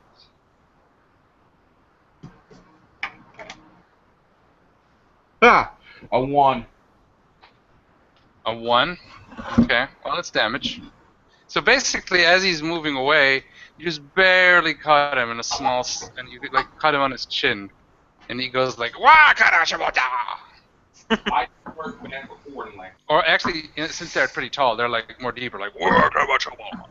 There we go. It should be more than 1 damage. Huh? Well, it's 1d8, right? Yeah, but he Well, also has a strength modifier. oh yeah, you get your strength modifier, Juve. What's your strength modifier? Okay, I have a point. You have a I'm pretty high strength, that character, so strength modifier. Come on, yep. Spring, move up. 8, 4. So 4 damage in total. Okay. Yep. So you cut him deeper, and yep, sweet. Okay, that was Juve's turn. Now it is the Ward's turn. David. Okay, cool. So I will move 25 feet, half of my distance towards the middle of the shrubbery, where I can see all my friends and sort of like standing behind the fighter and the wolf fighting this big giant creature. And then like I look at the snake person, look at the snaky dwarf, and I say to him, "Brave and mighty dwarf, once your people were mighty and strong. I know deep down in your soul that you'll be able to smite this enemy with your mighty snaky weapon. You shall be inspired, my friend." So, dwarf, you are now inspired by me. You get a D6 added to your D20 whenever you wish to. That's my bonus action. That's a bonus action, that is. And then, as a main action, physical action, I look at the foul creature that is, fighting the my friend, the Dragonborn, and I say to this foul creature, "Hey, you foul creature! Did your mother fuck a horse and give birth to you?" And I shall mock the creature viciously, and it shall have I shall have to save against my charisma of a charisma saving throw against my vicious mockery. How much is the DC? My DC of vicious mockery is 13, but it's charisma based. Yeah, okay, it's charisma based, and bugbears are a lot of things, but they're not very charismatic. So he's got a -1. So, oh, I rolled a 16. -1 is a 15. So basically you do the mockery, but he's just like, "I'm Shama well." Ah! And he just laughs at you. Ah! He Can I? basically didn't understand you, you know, and your body language wasn't as universal enough to be taken as Ah! mockery by him. Ah! That's a good bucker as well. So it's like, wow, like a bugbear. But Ah! it happens. It happens. Good move though. I like the role playing. So Okay, good, and good. that's my Go ahead. turn done. Yeah. Oh yeah, it's your turn done. Yeah, sweet. Okay. Now Bill's back. So it's Bill. It's Bill's turn. Hey, if uh, I think that the only thing I can really do at this point is another vine whip because they're too close to us for an entanglement again. So I'm standing next to the fighter still, and Well, I roll. out of character, I'm just gonna give you this really quick because the only one that is close to you is one guy got through. There's one in the tree who is now, you know, dealing with the fire. Mhm. Or actually no, he actually fell down, so he's gonna be slowed. So He's going to stand up. yes, so what Oleander said, I'm gonna check it again, but what exactly that means, but it's like he's just gonna take a while till he gets there. So you can do the entanglement spell, I and already rolled for my vine whip though. I okay, rolled okay, 12 plus 5, so I got a 17. So I actually hit okay, him. yeah, you hit him And definitely. Yeah, so that guy that's closest, I'm gonna roll to hit 2 points of damage, and I'm gonna try and bring him closer to the fighter and I. Uh, I can't believe I just called him the fighter. To Ruby Red and I. that's fine. You can come the fighter. We're OCC. I'm not one of those guys. Oh, you said the fighter. Nah. No, he rolled the character name. So that's what I'm Yeah. gonna do. Okay. You can definitely do that. And since you hit, add roll damage, and then Yeah. you can move them towards Juve, basically. Well, towards us. We're both next to each Us. other. Okay, So then yeah, you just pull him there. Get over here. You're doing a scorpion, then. Yeah. exactly. So I do 2 points of damage, and I pull him a little closer and have my shield up right in front. Oh, I've got my camera off. You can't see me. Okay. Anyway, yeah, it's one of those things. How much damage does he take? 2 points. 2 points. Okay. So. Am I really broken up? No, you're perfect now. You're fine now. I think turning off the video did help. We'll see how long this lasts. Yeah, yeah. We can now see you with your little kitty cat. So. That poor cat died in Saudi Arabia. Aww. Yeah, I know. That's a nice cat. Sad. Oh well. Yep. But yeah, it happens. Found her when she was around. Now you broke up. But anyway, so that was your move, and then we'll move further. Oh yeah, now it's Oleander's turn. All right. How many guys are in melee with us right now? Just the one? Right now there's two. Two? There's one that Juve is fighting, and then there's the one who just fell down, who basically our druid has pulled him toward him, and then pulled him again toward him and Juve. Yes. And then there's two other ones that are entangled in the background. So they're trying to free themselves Oh, from your entanglement. there was one already fighting Ruby Red. Yeah, okay, you missed that because you broke up. Yeah, sorry. I should have told you this. Sorry. Yeah. Um, is it too late to go back and change up who I hit? Yeah, I'm If not a big it's fan of retconning, but are you guys okay since he had some technical issues and he didn't hear this whole part with Juve? What do you guys say? I am indifferent. I'm sorry.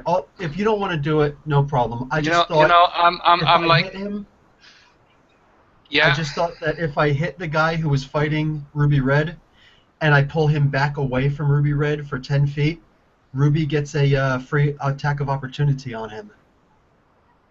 That's why I thought I would do the guy already I melee.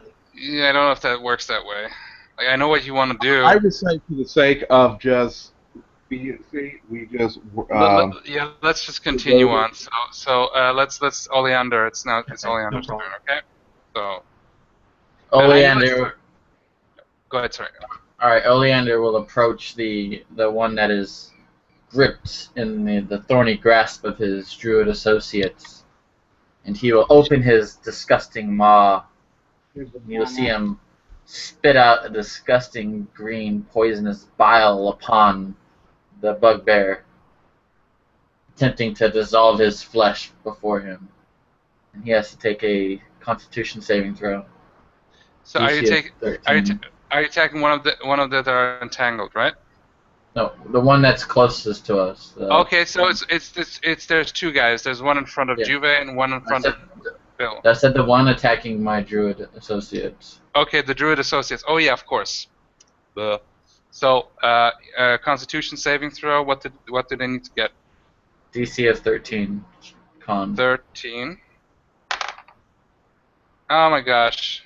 I rolled a 12 and they have a con of 13, so I get a +1, so just 13. Alright. So you puke at him, and he like starts like just looking at him, and it's like he's just barely like. And he's just like he's like it's like almost he's saying, well, I've smelled worse, and with a bugbear you probably believe him.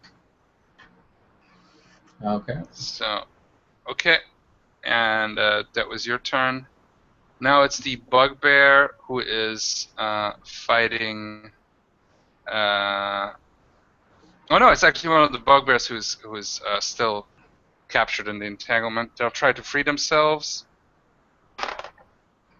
13, right? Uh-huh. And he rolled 11 plus 2. He frees himself, and it will take him like at least, and he frees himself. Next turn he will get to the closest enemy. Okay. That was his turn. The next person is gonna be the one who just got pulled there by Bill, and he's gonna attack Bill, obviously, since he sees him as a threat. And let me see here. I'm gonna swing his bone mace. Ooh, and he does a critical hit. Ew. Not good. Is this to me? No, it's to Bill, because Bill pulled him out to him. So that's 2d8 plus 2. Ooh, doubled. And strength. Well, that's already inside of the strength bonus, right? Right. So it's basically 48. And it's 1,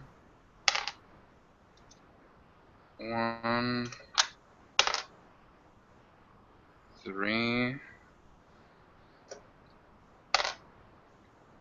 and 7. And then also, when you double it, you also double the +2, the strength bonus, right? No. Not on my No, crit. okay. Yeah, okay. So it's +2. So, yes, it's 2, 5, 7. Yeesh. 14. Yeah. Either way, he knocks me down, so I'm out. So you're like, what is your hit points now? It just goes to 0. To 0. Okay, then you're unconscious. Yeah. Yep. And is it like it's piercing damage? So would you be losing hit points, or you have to do a Constitution Yes. check, right? Yes. Okay. Do you start with the So, when you go unconscious, or save. it goes? You roll death saves at the start of your turn. Okay, at the So- start of the turn. Thank you very much. Yeah, that's how I So remember. I rolled I just rolled a 15. I don't think I get my Constitution bonus, right? For death. No, it's just Death is a just flat. It's just Yeah. a flat d20. So I rolled a 15. Okay, I think it has. That counts as one success. Once you have 3 successes, you become stable. Exactly, If 3 If successes. you get 3 deaths, you die. Yeah. Until somebody can heal you, and then that can or you go back to 1. Okay. So you got basically he just swings at you full force, hits you in the head savagely. Blood coming out. You just fall down. You're knocked out. Head is bleeding. Okay. And now that was his turn. The next person's turn will be, oh yeah, the other one. Yeah, the other one who is entangled. I'll see if he can free himself. Oh, and he does too. Next turn he's gonna reach you guys too. Now it's back to Juve.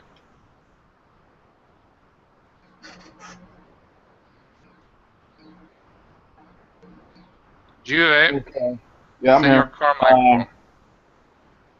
So I will proceed to attack the guy again. Go ahead.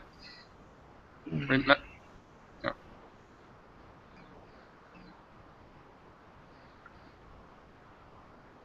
That will be a 18. So Yeah, that's you a hit. hit. That's a hit. Roll damage. Remember to add your strength bonus.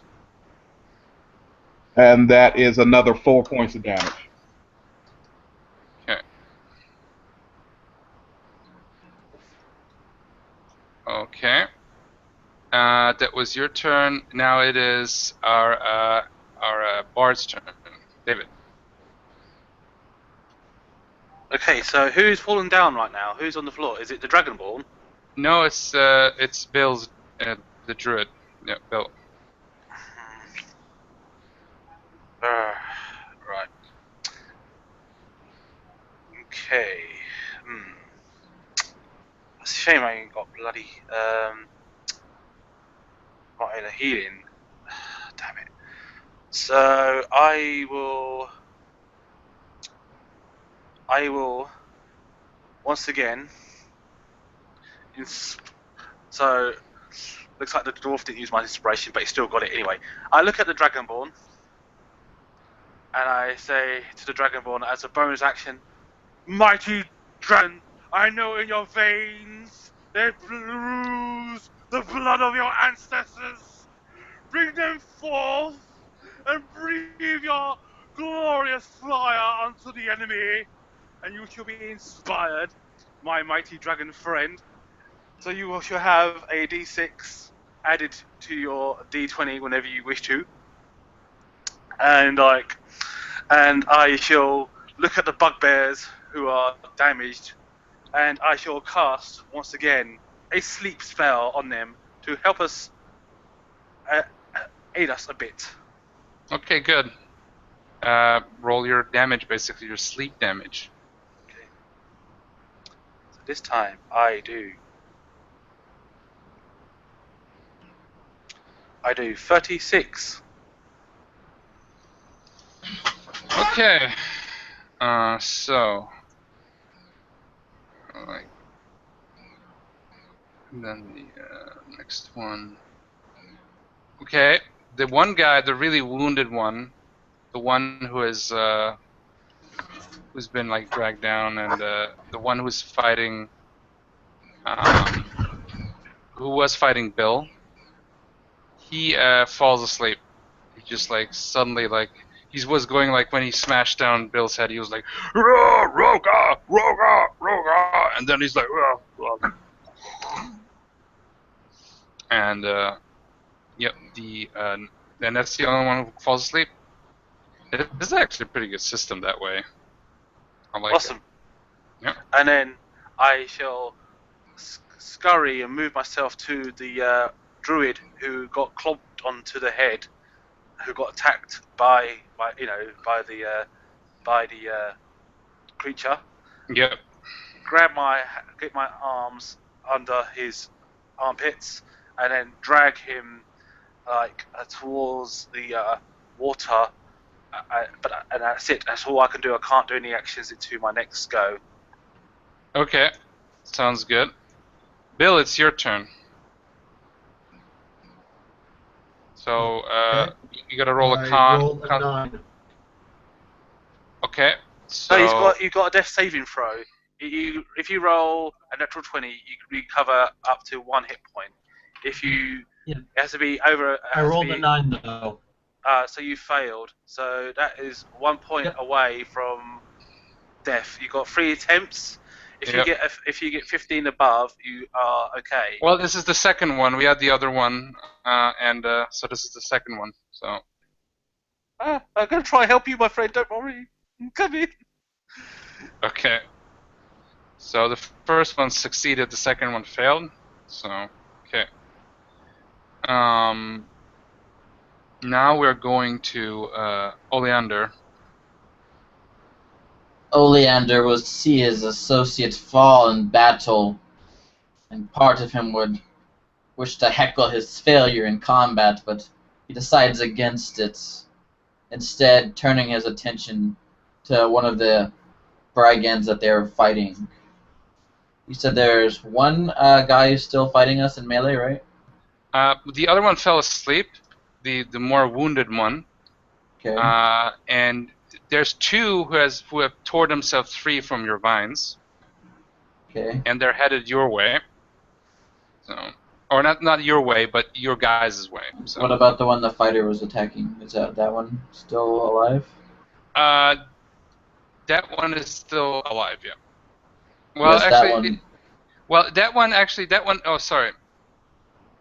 Now I made a mistake here. The one that Juve was fighting is the one that fell asleep, and the one that Bill was fighting is still awake. Right. I will breathe on that one that Bill is fighting. Go ahead, roll. He's got to roll Constitution Yes. and 13, right? Yes. And he fails. How much damage does he get?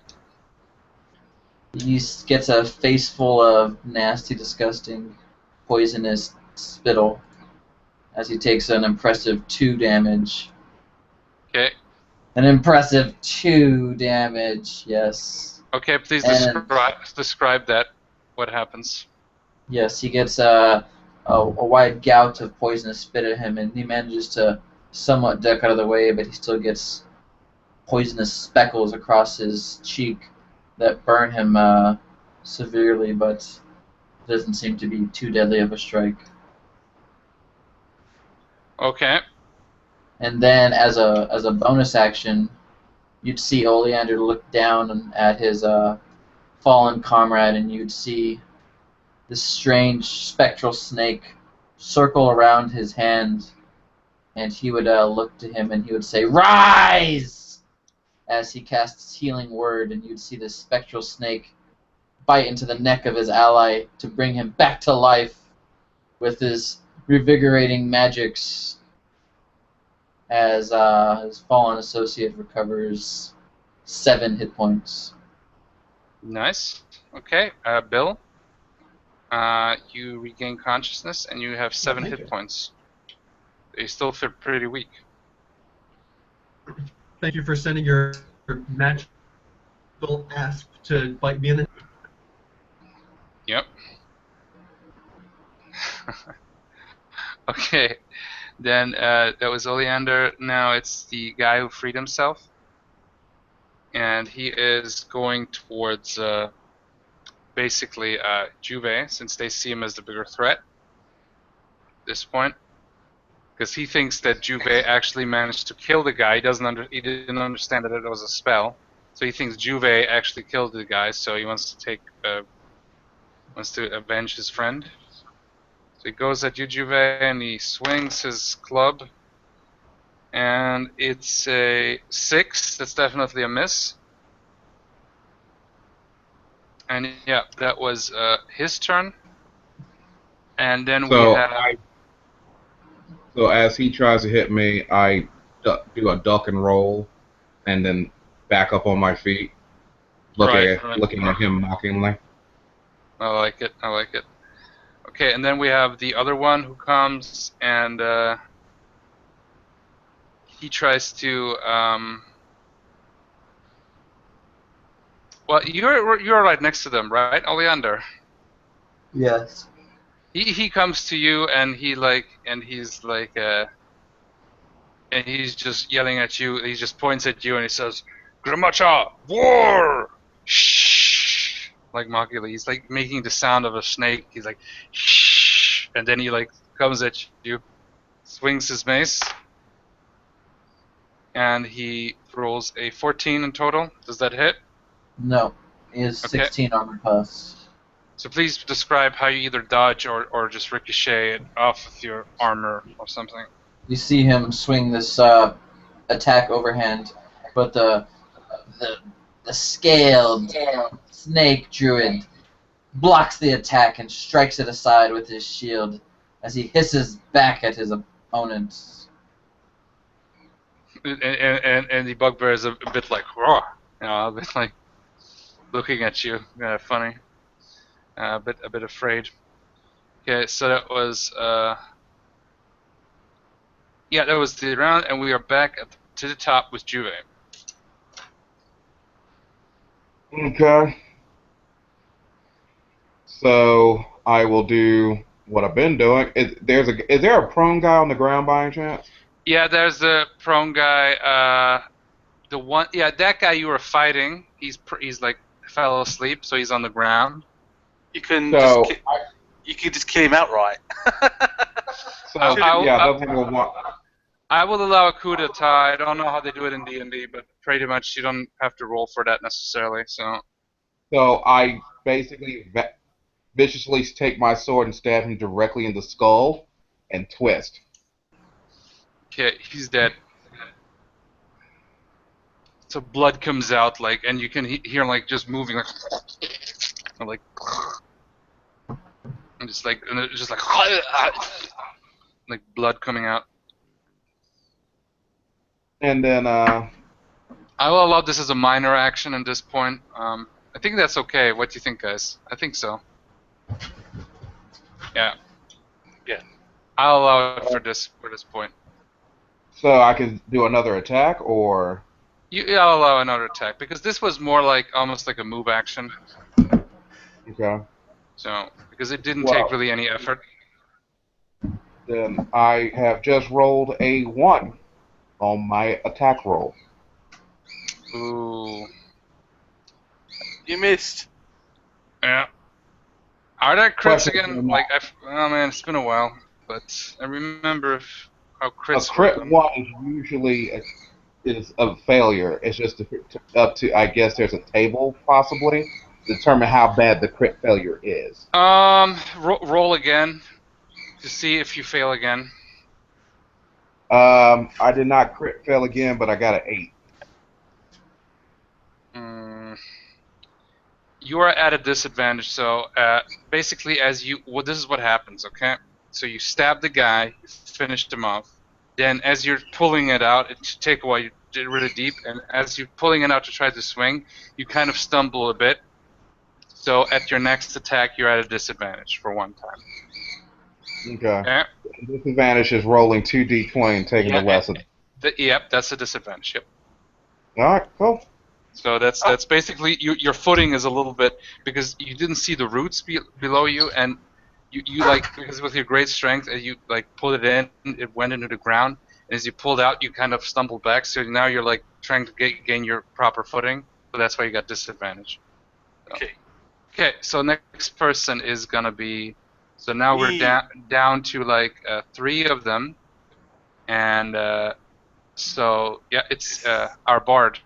Okay, so she sees the druid in her arms, seeing that his life is about to pass away. She is going to do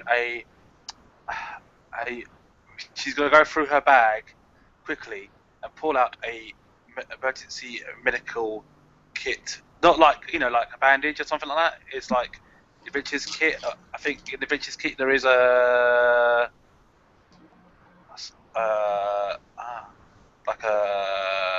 some sort of It's like some bandages and stuff. Yeah. She's gonna just get some bandages out. It's not like proper medicine kit, but it just does the job. And she's gonna try to stabilize him with these bandages. Well, he's already stabilized. He's again regaining consciousness, but you can just we'll do it like this. If you got a medical skill, roll that. Okay. and then I'll tell you if he regains any hit points. No, I haven't got the actual skill to heal him, but I can see to his wounds to make sure he's stable. I Okay. just revived him already. Yeah. He's already conscious, dude. He Oh. regained 7 hit points with the Oh. spell from Oleander. It Okay. was a magical healing snake, which Oh, okay. sounds Okay. really dirty if you say it that way, but Okay. So as he gets up, I hold on to him. I say, "You fought very bravely, Druid. Come on now, back on your feet. Get back in there and fight like a man you are." And I shall give him heroism ability. Alright, during 1 minute. A willing creature, he has to be willing. Are you willing to accept my gift, mighty druid? yes, he says yes, yeah. Okay. So he has to be willing, and he is now immune to being frightened or scared, and he is now brave, and he gets temporary hit points added to what is my charisma bonus, which is my charisma bonus is, let me see, is a +5. So he gets a plus, yeah. So you get 5 temporary hit points for 1 minute, and you don't get frightened or scared. Anyone that tries to frighten you or scare you, they get a disadvantage against you because you're brave. Nice, okay. I like it. Okay, so that was your turn. The next person is gonna be Bill. Damn, I don't know if I can match that. Damn, I gotta up my game. Um, okay. I almost kind of just want to punch one of these bugbears in the face at this point. I'm so brave. But Don't be too brave though. yeah, fine line between brave and stupid. So okay, I'm gonna go for a vine whip because that's really the only offensive thing I've got. What's closest to me? Literally the guy. So basically, the guy who was fighting you, Juve is now fighting with him because he literally the guy thought that you were dead, or at least he's going to the next most threatening target, which is Juve. So the guy who hit you is still there, but he's now having his attention is focused on Juve. But you're like pulled away by Ariel. She has pulled you away, Yeah. and has done this great bardic spell of heroism, Oh yeah. and with this really cool role That playing. So yep. Yeah, because I sort of dragged you away and the from. I dragged you away from the enemy, from clobbering you anymore, and then Obviously, yeah. I pulled you towards the waterfall, near the water, Yeah. hoping I could heal you, just wake you up with my bandages. But the guy with the snakes healed you, and then as you was in my arms, I pushed you up onto your feet and sort of like give you a good emotional, good speech to give you some heroism. Yep. So, what do you do, Bill?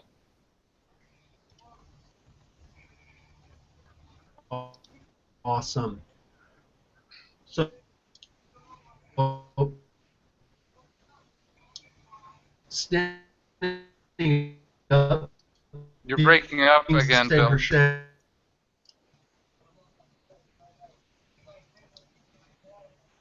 God, I hope. I don't know what's with this connection here. So, Are you using a cell phone or wireless, or what are you using? yeah, wireless is usually. Although interestingly, David said you're using a cell phone and you had no problems so far. Yeah, I'm using my iPhone 6 I can hear you Plus. perfectly and everything, and you never. He's Yeah. he's possibly on the 4G network. That's why. Yeah, it might. It's basically Yeah, it all broadband. depends on your internet connection, how strong it is. I mean, it No, can be wireless. I got Skybox here, a little Skybox. Ah, okay. Gotcha. William, what type of internet connection you got? Let's see if I can help you fix this real quick.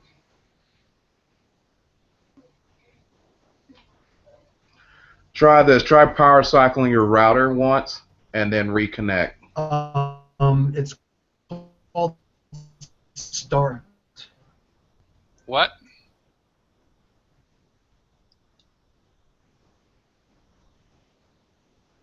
Well, just write in the text if you want to describe what you want to do for now. I think he wanted to use his vine whip. Vine whip. Okay, yeah. Well then, yeah, it's an attack roll. Okay. I'm gonna have to find where the router is.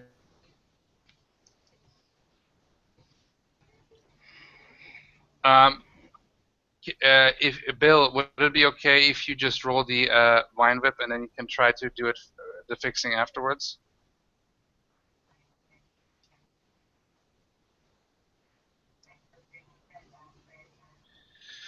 Yep, the technical issues. That's part of every Google Hangout. It's tradition. Why stop now, right?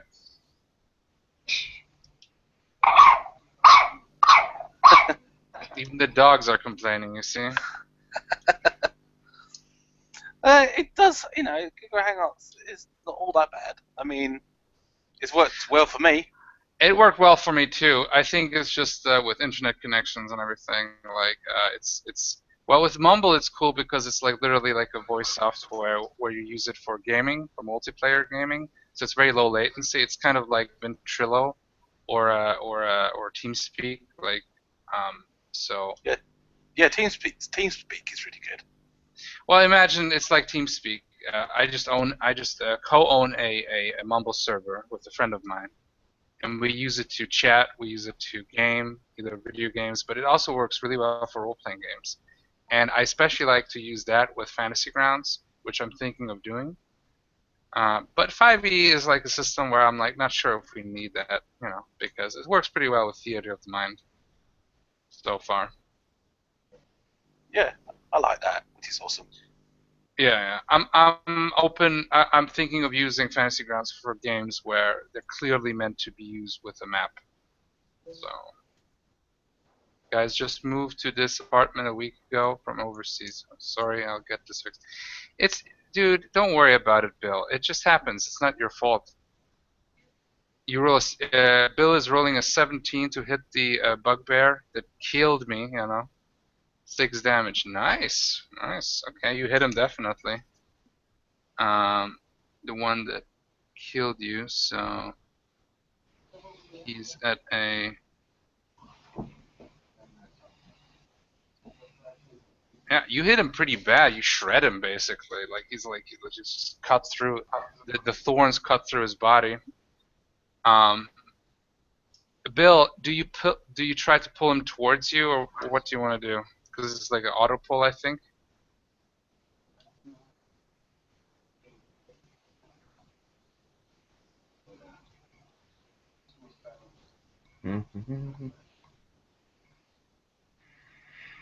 Anyway.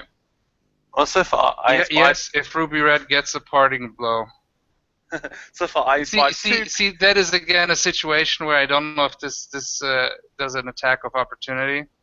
I'll be nice. I'll allow it now if you guys are okay with it. But it just, I'm just feeling like I'm not quite sure if this is like okay. But I think I'll go with it if that's okay with you guys. Okay. Well, don't forget, the dwarf with the snakes. You got a D6 any time you want to use that for inspiration. You can do. Same for the dragon. So Juve, attack of opportunity. Go. Alright, so roll disadvantage 11 and 2. Then I'm going to use the inspiration to roll a d6 to increase the roll, I guess. You can do. Okay. Yeah. You have inspiration still from last time, yeah. That's a 6, so that's 6, 7, 8. I don't know if that's hits or not. In total, you rolled it with everything? Actually, it's 8, 9, 10, 11 with the strength bonus modifier. But that's damage. I'm not talking about damage, I'm talking attack roll. That's my attack. Yeah. You don't add your strength bonus to your attack roll. You add it to your Yeah. damage. Yeah, no, you add it to your strength. You add it to your attack. Yeah, strength modifier. Oh yeah, of course. Oh, okay, of course. Sorry. Yeah, I'm So thinking that's again. 8, Game 9, systems are mixing in my head here sometimes. 12. Sorry. So I got 6 plus 2 plus 3 is I think that's 12. Okay. Sadly, it does not hit. Ah, So unlucky. well, it was a nice really bonus. So as you pull him away, he gets pulled away too fast, and as you swing, like it's just out of reach. Okay, so that was our friendly druid, uh, and we're going now to Oleander, our snaky dwarvy druid, the one and only.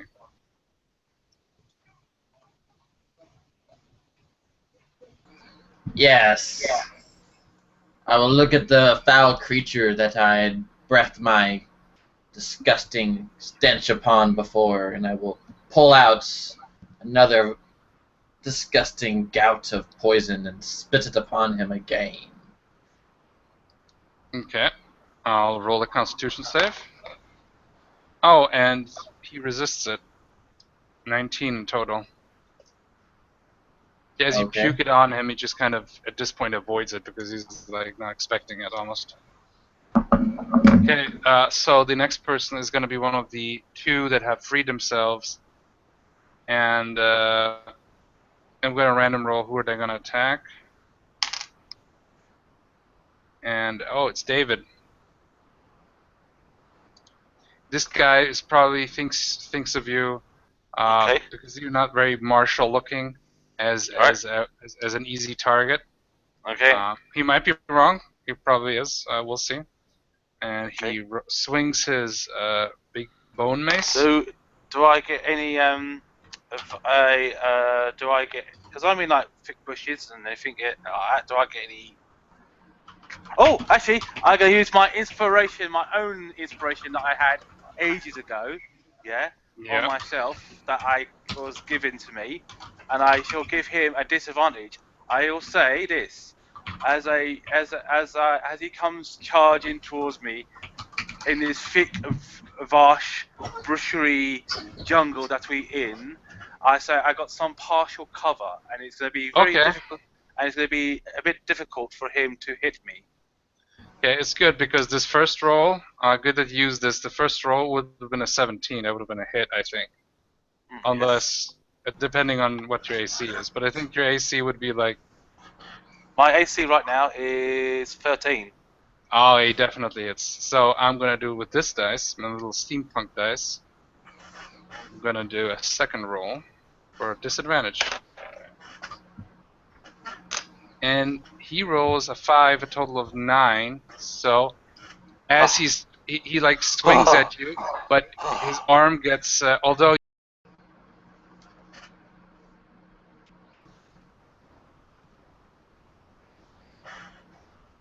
Did we lose everybody? Yeah, I'm here. It seems I'm like actually we're having some trouble here. So he swung at me, and what happened? if you're still here, I don't even see you anymore. Hey, I'm here. I'm here. And you're now breaking up. So, Not mind. So just continue until you're there. He swings at you, and his arm flips and he swings. So yeah, turn and the other one is gonna. Oh, you're breaking up, man. Sean, go ahead and reset the Hangout. Refresh your Hangout. Well, I would have stopped broadcast. Oh yeah, that will stop the live feed. Um, Here, I don't know what's going on. Not break. yeah, you're pretty bad off. Okay, I'll turn. Turn.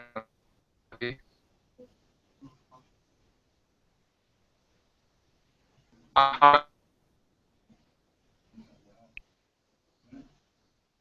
I still breaking up? No, you're fine now. Yeah, Yeah. turn. Oh, wait. You just got to turn down the bandwidth. So yeah. Yeah. Okay. It's Google Hangout is really weird because now it doesn't even show my little cartoon figure thing head. David, are you still here? Yeah, I'm here. This is really weird. I don't see your picture, David. So you're literally invisible in Google Hangout. Ah. So you can do magic in Google because Well, apparently Google Hangout is. they're currently experimenting with peer-to-peer connection to make the connection more stable. That's probably what the issue is. Okay. Okay. So let's just continue. So okay. So he swung and missed. Haha. Yep. Haha. He misses and. So for the viewers, apologies. It's just what happens with Google. The next one who comes, he comes. The other one who also freed himself. I will roll to see who he attacks, and he attacks our snaky dwarf friend Oleander. And okay, okay, now I see my image. So he's gonna attack you with his mace, and he rolls a total of a 5. So he misses definitely. Oh no, it's actually a 6, but he still misses. I'm pretty sure, right? Oleander? I mean Joseph? I don't see him, but I saw on his character sheet he has a AC of 17. Yeah, I see that too. Yeah, so he misses. We'll just continue on because right now I guess Google Hangout is having a shit fit. Apparently speaking, it hasn't been that bad since a long time, man. But let's just continue. We do have a viewer, so I appreciate your watching us. I'm gonna go to the next person. That was the last one, so we'll go back to Juve. Mm-hmm. So I will. How many turns does that point of inspiration last for? I It, don't, lasts, it only lasts once you used it. Once you use it, that's it. You got to wait until I inspire you again. I can only do it 3 times. I've already done it twice. I've done it to you and to the dwarf. The dwarf Okay. can use it. The dwarf can use it anytime he wishes, um, whenever he feels like it. So he's still got that d6. So you have to you can hold your action, and I can inspire you now, and then you get that d6. Then Um, I will go for the hold action. okay. Wait, I read in the rules that we're allowed to pass inspiration to No, each no, other. it's no. This is bardic inspiration. There's 2 types of Oh, inspiration. You Yes, got two sir. types of you got 2 types of inspiration. You got inspiration, which the GM gives you, which is you can Yes. use to get a advantage on a attack roll. Advantage. Yes. Yes. He gave that to Or us last time. I didn't use mine, so I'm thinking, can I just pass that on to Ruby Red? yes, you can, if the GM lets it. Yeah. so is that the how it is in the book? Okay, we'll go Yes, with it. it's actually the beginning of the player's handbook. Yeah, Okay. I remembered that now. Passing inspiration. Yeah, I do remember that, and I would have allowed it anyway, because I'm just gonna Oh, say cool. that I'll do it. Um, it's been a So, while, so it's anyway. yes. So, okay, you passed the inspiration. So yeah, Juve, you can attack on advantage. So you had disadvantage, but it's been changed to an advantage. So he just gets a normal attack. I'll be nice. I'll say you have advantage. Okay. Alright. So out of 2 dice rolls, I got a 5 and a 10, plus the strength bonus, that be 13. Well, don't you? What is? Don't you have a normal attack bonus with your strength? What is your total attack Yeah, bonus? you should have your strength bonus plus your proficiency, which at Yeah. this level should be 2. Yeah. Oh, I'm sorry, we You slow don't. ball. No problem. No problem. You don't add the proficiency bonus to damage, but you do for the to hit. Okay, so the proficiency. It's 2 at level 1 Yep. for everyone. Okay, so 2 plus a strength bonus, so that's 10, 12, 13, 14, 15. I think I need 16 to hit this guy. It's just you need 16, yeah, at least, or higher. Mm. And you got a 15?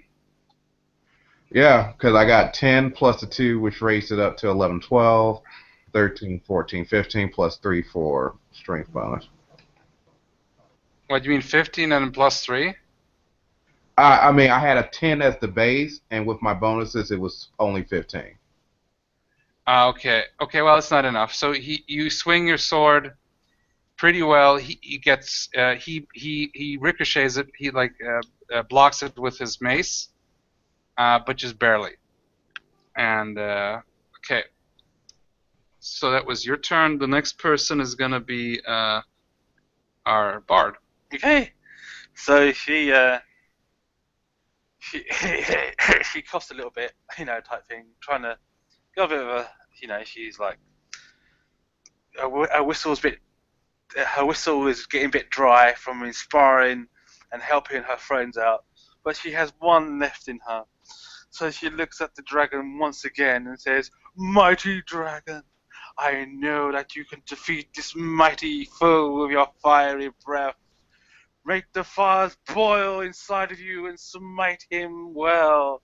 So now the dragon has got a d6 to his attack roll whenever he wishes, and she's completely inspired out. She seems a bit drained from this inspirational talk that she's given the dragon, and she draws her rapier and swings at the nearest big giant beast. Okay. Roll damage. The nearest would be the one that Juve is fighting. Yes. Okay. So, So do I get a advantage for being rank back? Ranking this thing from behind or anything like he's pretty aware of his surroundings, so I will say no in this that? Okay. case. Um, So there's he's, no. he, it is this is his terrain. If you're fighting in a city or something what he's not familiar with, then maybe, you know. No, I mean, like, can I flank him and get a advantage? I know how it works in 3.5. I've never dealt with flanking in 5e. Well, in flanking in 5e, it's the same concept. You just flank and you get advantage roll. That's it, really. Okay, okay. Oh, yeah, he is fighting with Juve, so it would be flanking. Okay, you get advantage. Yep. Awesome. So I get 2 dice rolls instead of 1. With my rapier of doom. Nice. So I'm gonna rape this beast's ass. So Oh dear. Yes. Yes, indeed. That escalated quickly. Yes. So I shall attack. Oh, a natural 20 right up his asshole. Oh dear. You gotta clean that rapier afterwards. Yeah. Yeah. Roll your double crit damage. I think it's d8. Yes, 2d8 plus my dex of 2. Oh, is it 2? My dex? No, my dex is dex is. Do you add dex to damage? Yes, because I am interesting. I am proficiency with the rapier. Oh, of course. Yeah, yeah. Okay. Yeah, Yes, yeah. Okay. and finesse weapon. This weapon. Yep. Yeah. Good to know. Yeah. So Again, there's certain I things I haven't dealt with yet I with do certain games. 17 points of damage to his rear abdominal muscle. Oh, Jesus Christ. He had 15 hit points left. Please describe how you utterly destroy him, and he's at a -2. Okay, so I go behind the Zed creature that is fighting the Dragonborn, and he sees me with my rapier in my hand, and I shove it right up the creature's backside. The creature yelps, "Ah!" I give it a good twist, "Ah!" and blood and shit goes all down its legs. And I pull it out, and it falls down on the floor with its ass in the air, and I flick my blade I flick my blade and all the blood and shit comes off of it, and I put my sword away, and I look at the Dragonborn one, and I say, "That is how you rape someone. Oh my gosh, that is insane. I look horrified and disgusted at the same time. Yep. I swear to God, if you didn't have that bravery spell on me, I would vomit. Yep. Actually, because this was such a horrific death, I will roll for both our remaining bugbears to see if they have the. I will roll wisdom for if they're brave enough to stay. Charisma, wasn't it? Or charisma is. Oh yeah, of course it's charisma, wisdom, yeah. Yeah, Which is charisma. actually worse because they are the -1. Mhm. So let me see here what happens.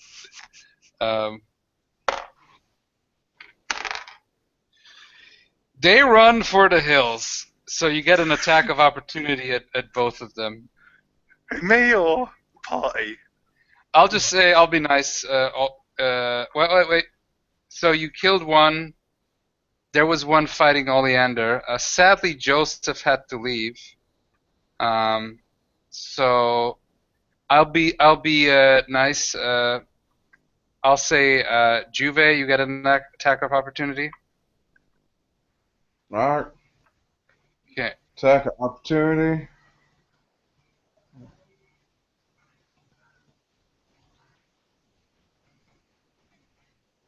Okay. Rolling the D6 because I got a 15. No, actually, hold on. 15, 16, 17, 18, 19, 20. 20 total. 20 to. Oh, okay. You hit. Well, it's not a natural 20, so but you No, get it's not a natural 20. no. So but you do hit, no problem. Roll damage. And that would be a 3 on an 8-sided with the longsword. Okay. And I Now, will the also. inspiration that the bard gave me, could I use that D6 to increase the damage? I don't think that No, works. no, I not don't yet. think that's how it Not works yet. that way. Not yet, but there is a once I get higher level, there are like inspirational things that I can that does extra damage as I level up. So there is things like that I can do, but not at this level right now. Okay, so this is how it works. You gain also. Oh yeah. Okay. So attack of opportunity. Please describe it, Juve, as he's running away from you. So as he runs away from me, I leap in the air with a sword in both hands and plunge it into his back. Okay, you plunge it into his back, and but he continues running, even though he yells and roars like the sword doesn't go through, but it does go pretty deep. He roars out, but then he's like, instead of attacking you, he just continues running, bleeding out of his back, a little bit slowed. And Bill, you get an attack of opportunity too, if you would like. Absolutely. I can't use my spells for attacks of opportunity, Well, because so I'm gonna. you would pull him back basically. So, Well, with no, the you can't weapon. use spells for Oh yeah, of course, his yeah. attacks, Yeah. unfortunately.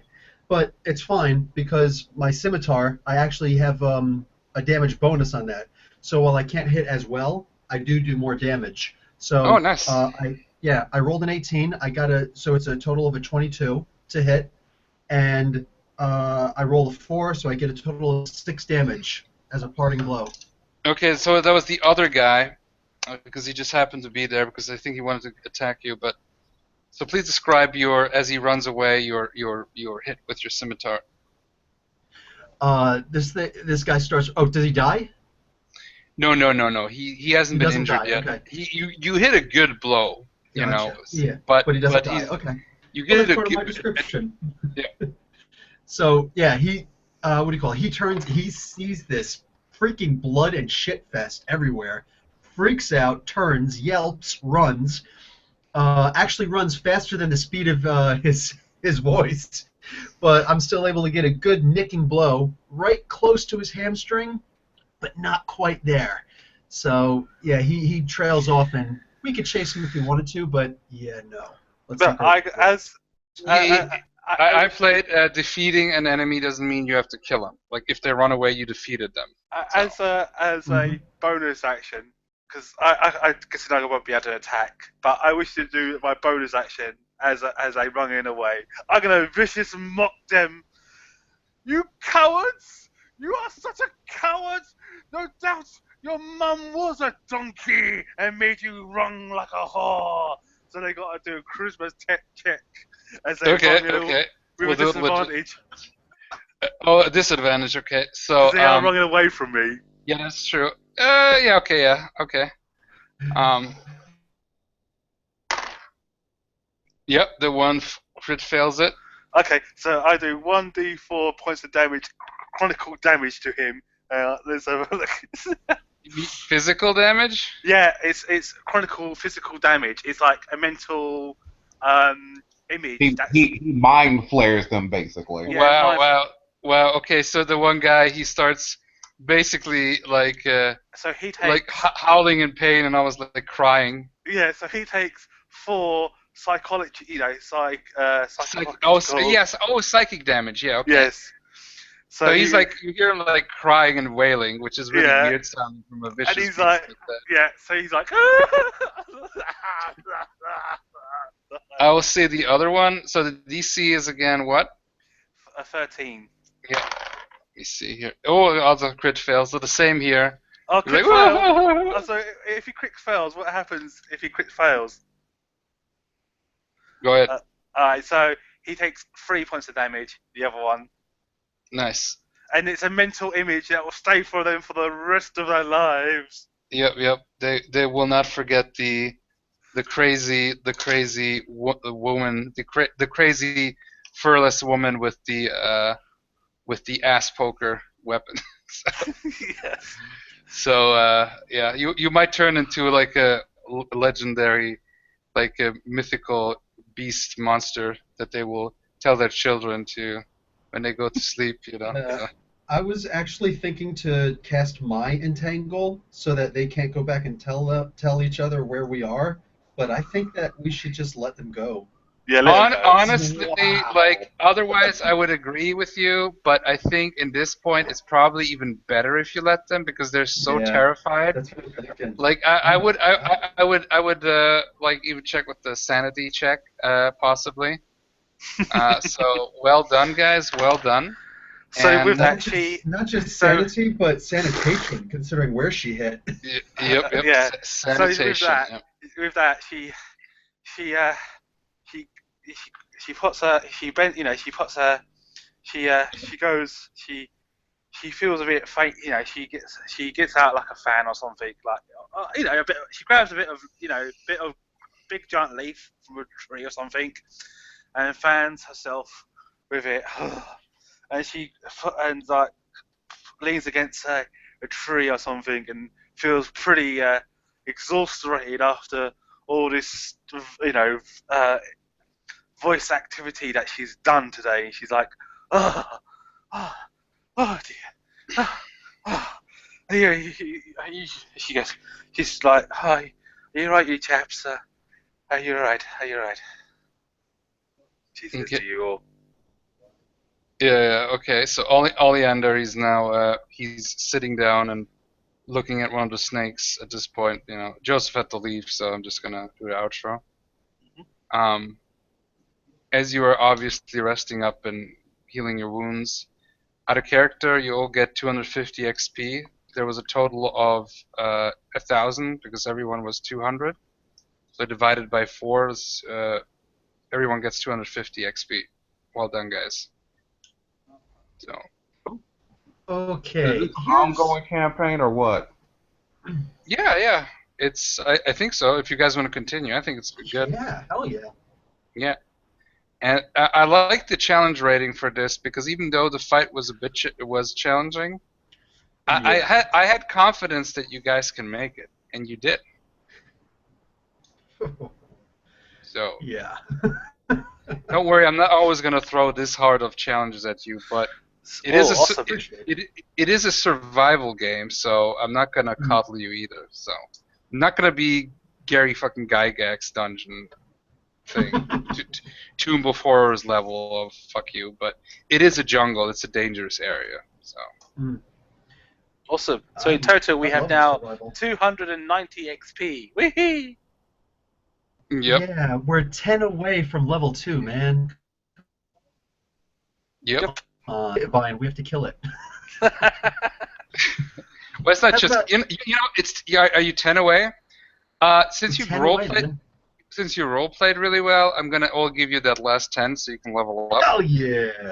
Thank Oh, you yeah. Hell, much. well, you know what? Change that 10 to a 50 because you were pretty good with role playing. So in total, you got 300 Awesome. XP. And please write it down. Juve, also write it down. So we are total 300 XP in total, yeah? Yeah.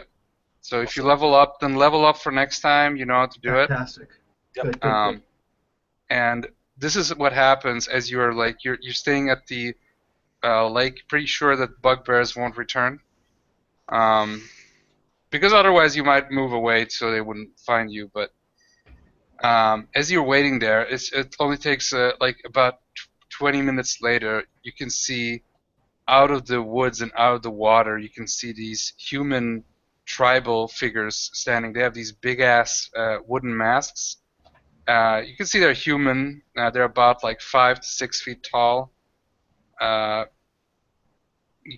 could see uh, males basically, and they come out and they have these big ass. Well, I'm going with how archaic tribes are. So obviously there's Fair enough. females. So well, it's hunter gatherers. So True.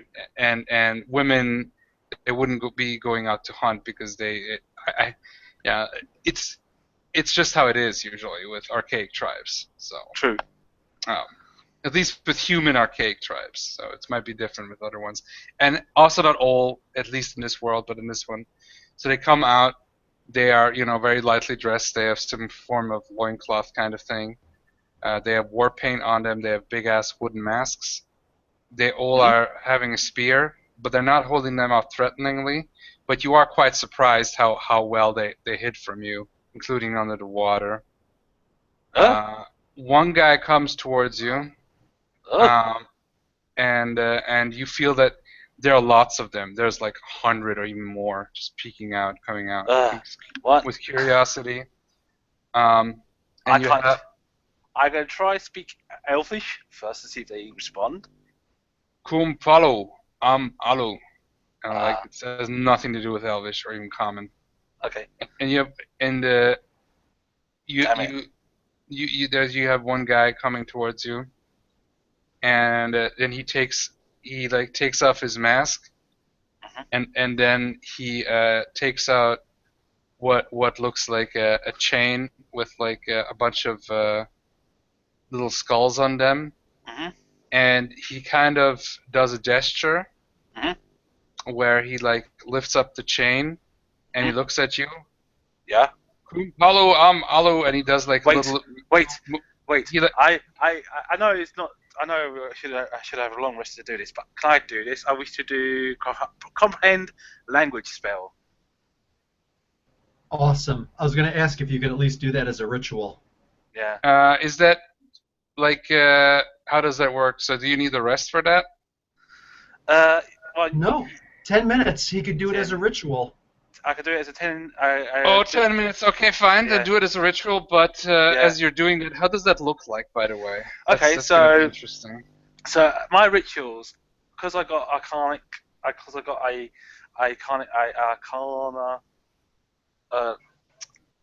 loot. All my spells come from my loot, as I do, because I'm a bard, and I listen to his sounds of his voice coming to me like music, like music, and I write them down as musical notes of his voice, and I start playing what he is actually physically saying to me, like dun, dun, dun, dun, dun, dun, dun, dun, dun. Nice. You And tune the language like you tune your lute. I love it. yeah, and like I'm tuning into his actual physical tone of voice and his speech pattern, and as I do, I understand his language. Okay, so this is how it sounds like. He's so first you can hear just the language that Palu al alu im osha am alu, and he says im ashu am brown am ashu am ola am slayer of brown fur. We invite the slayers of the brown furs to our village, great warriors, and Ah, he gives you this necklace of like little they were like shells and little and like miniaturized skulls, and puts it around your neck, awesome. and he makes like a like come to village to rest for great warriors, so we can help the enemy of our enemy, which is our friend. Sure. So, what is your name again? My name is Hawk. My name is what is it? Wise Hawk. There we go. Wise Hawk. Great White Hawk. Great Wise Hawk. Tell me, tell me more about your village as we walk to Okay. to They there. got like To all there. like bronze and dark skin and dark hair, like black and brown and everything, No, dark eyes I and mean, everything. I want him to tell us about the village as we walk in towards it. So, He basically says I am the chieftain. I am like I am the chieftain of the let me see the Blood River tribe, and Blood River tribe. the furred ones are a great enemy. You must Ah, be beyond mountain with your weird dress and weaponry. yes, we are. My name is Adria Sun Starflower. These are my comrades, the druid, the snake druid. I can't remember his name, Yep, and the other Ollie. druid, and this is Red Ruby, the dragonborn. Flower of stars, stone that is red, uh, uh, snake that walks like man, and the uh, the bearded snake talker. He looks at you, Bill. Welcome to our I village, and this is where we're gonna stop. So they Awesome. lead they lead you through the village, and it's much faster because they know like secret roads and things, and they know their way around. So and yeah, so next time we'll be at the village at the Blood River, and yeah, we'll see what happens there. Okay, guys, thanks for being in the game, even though with all the crazy technical issues.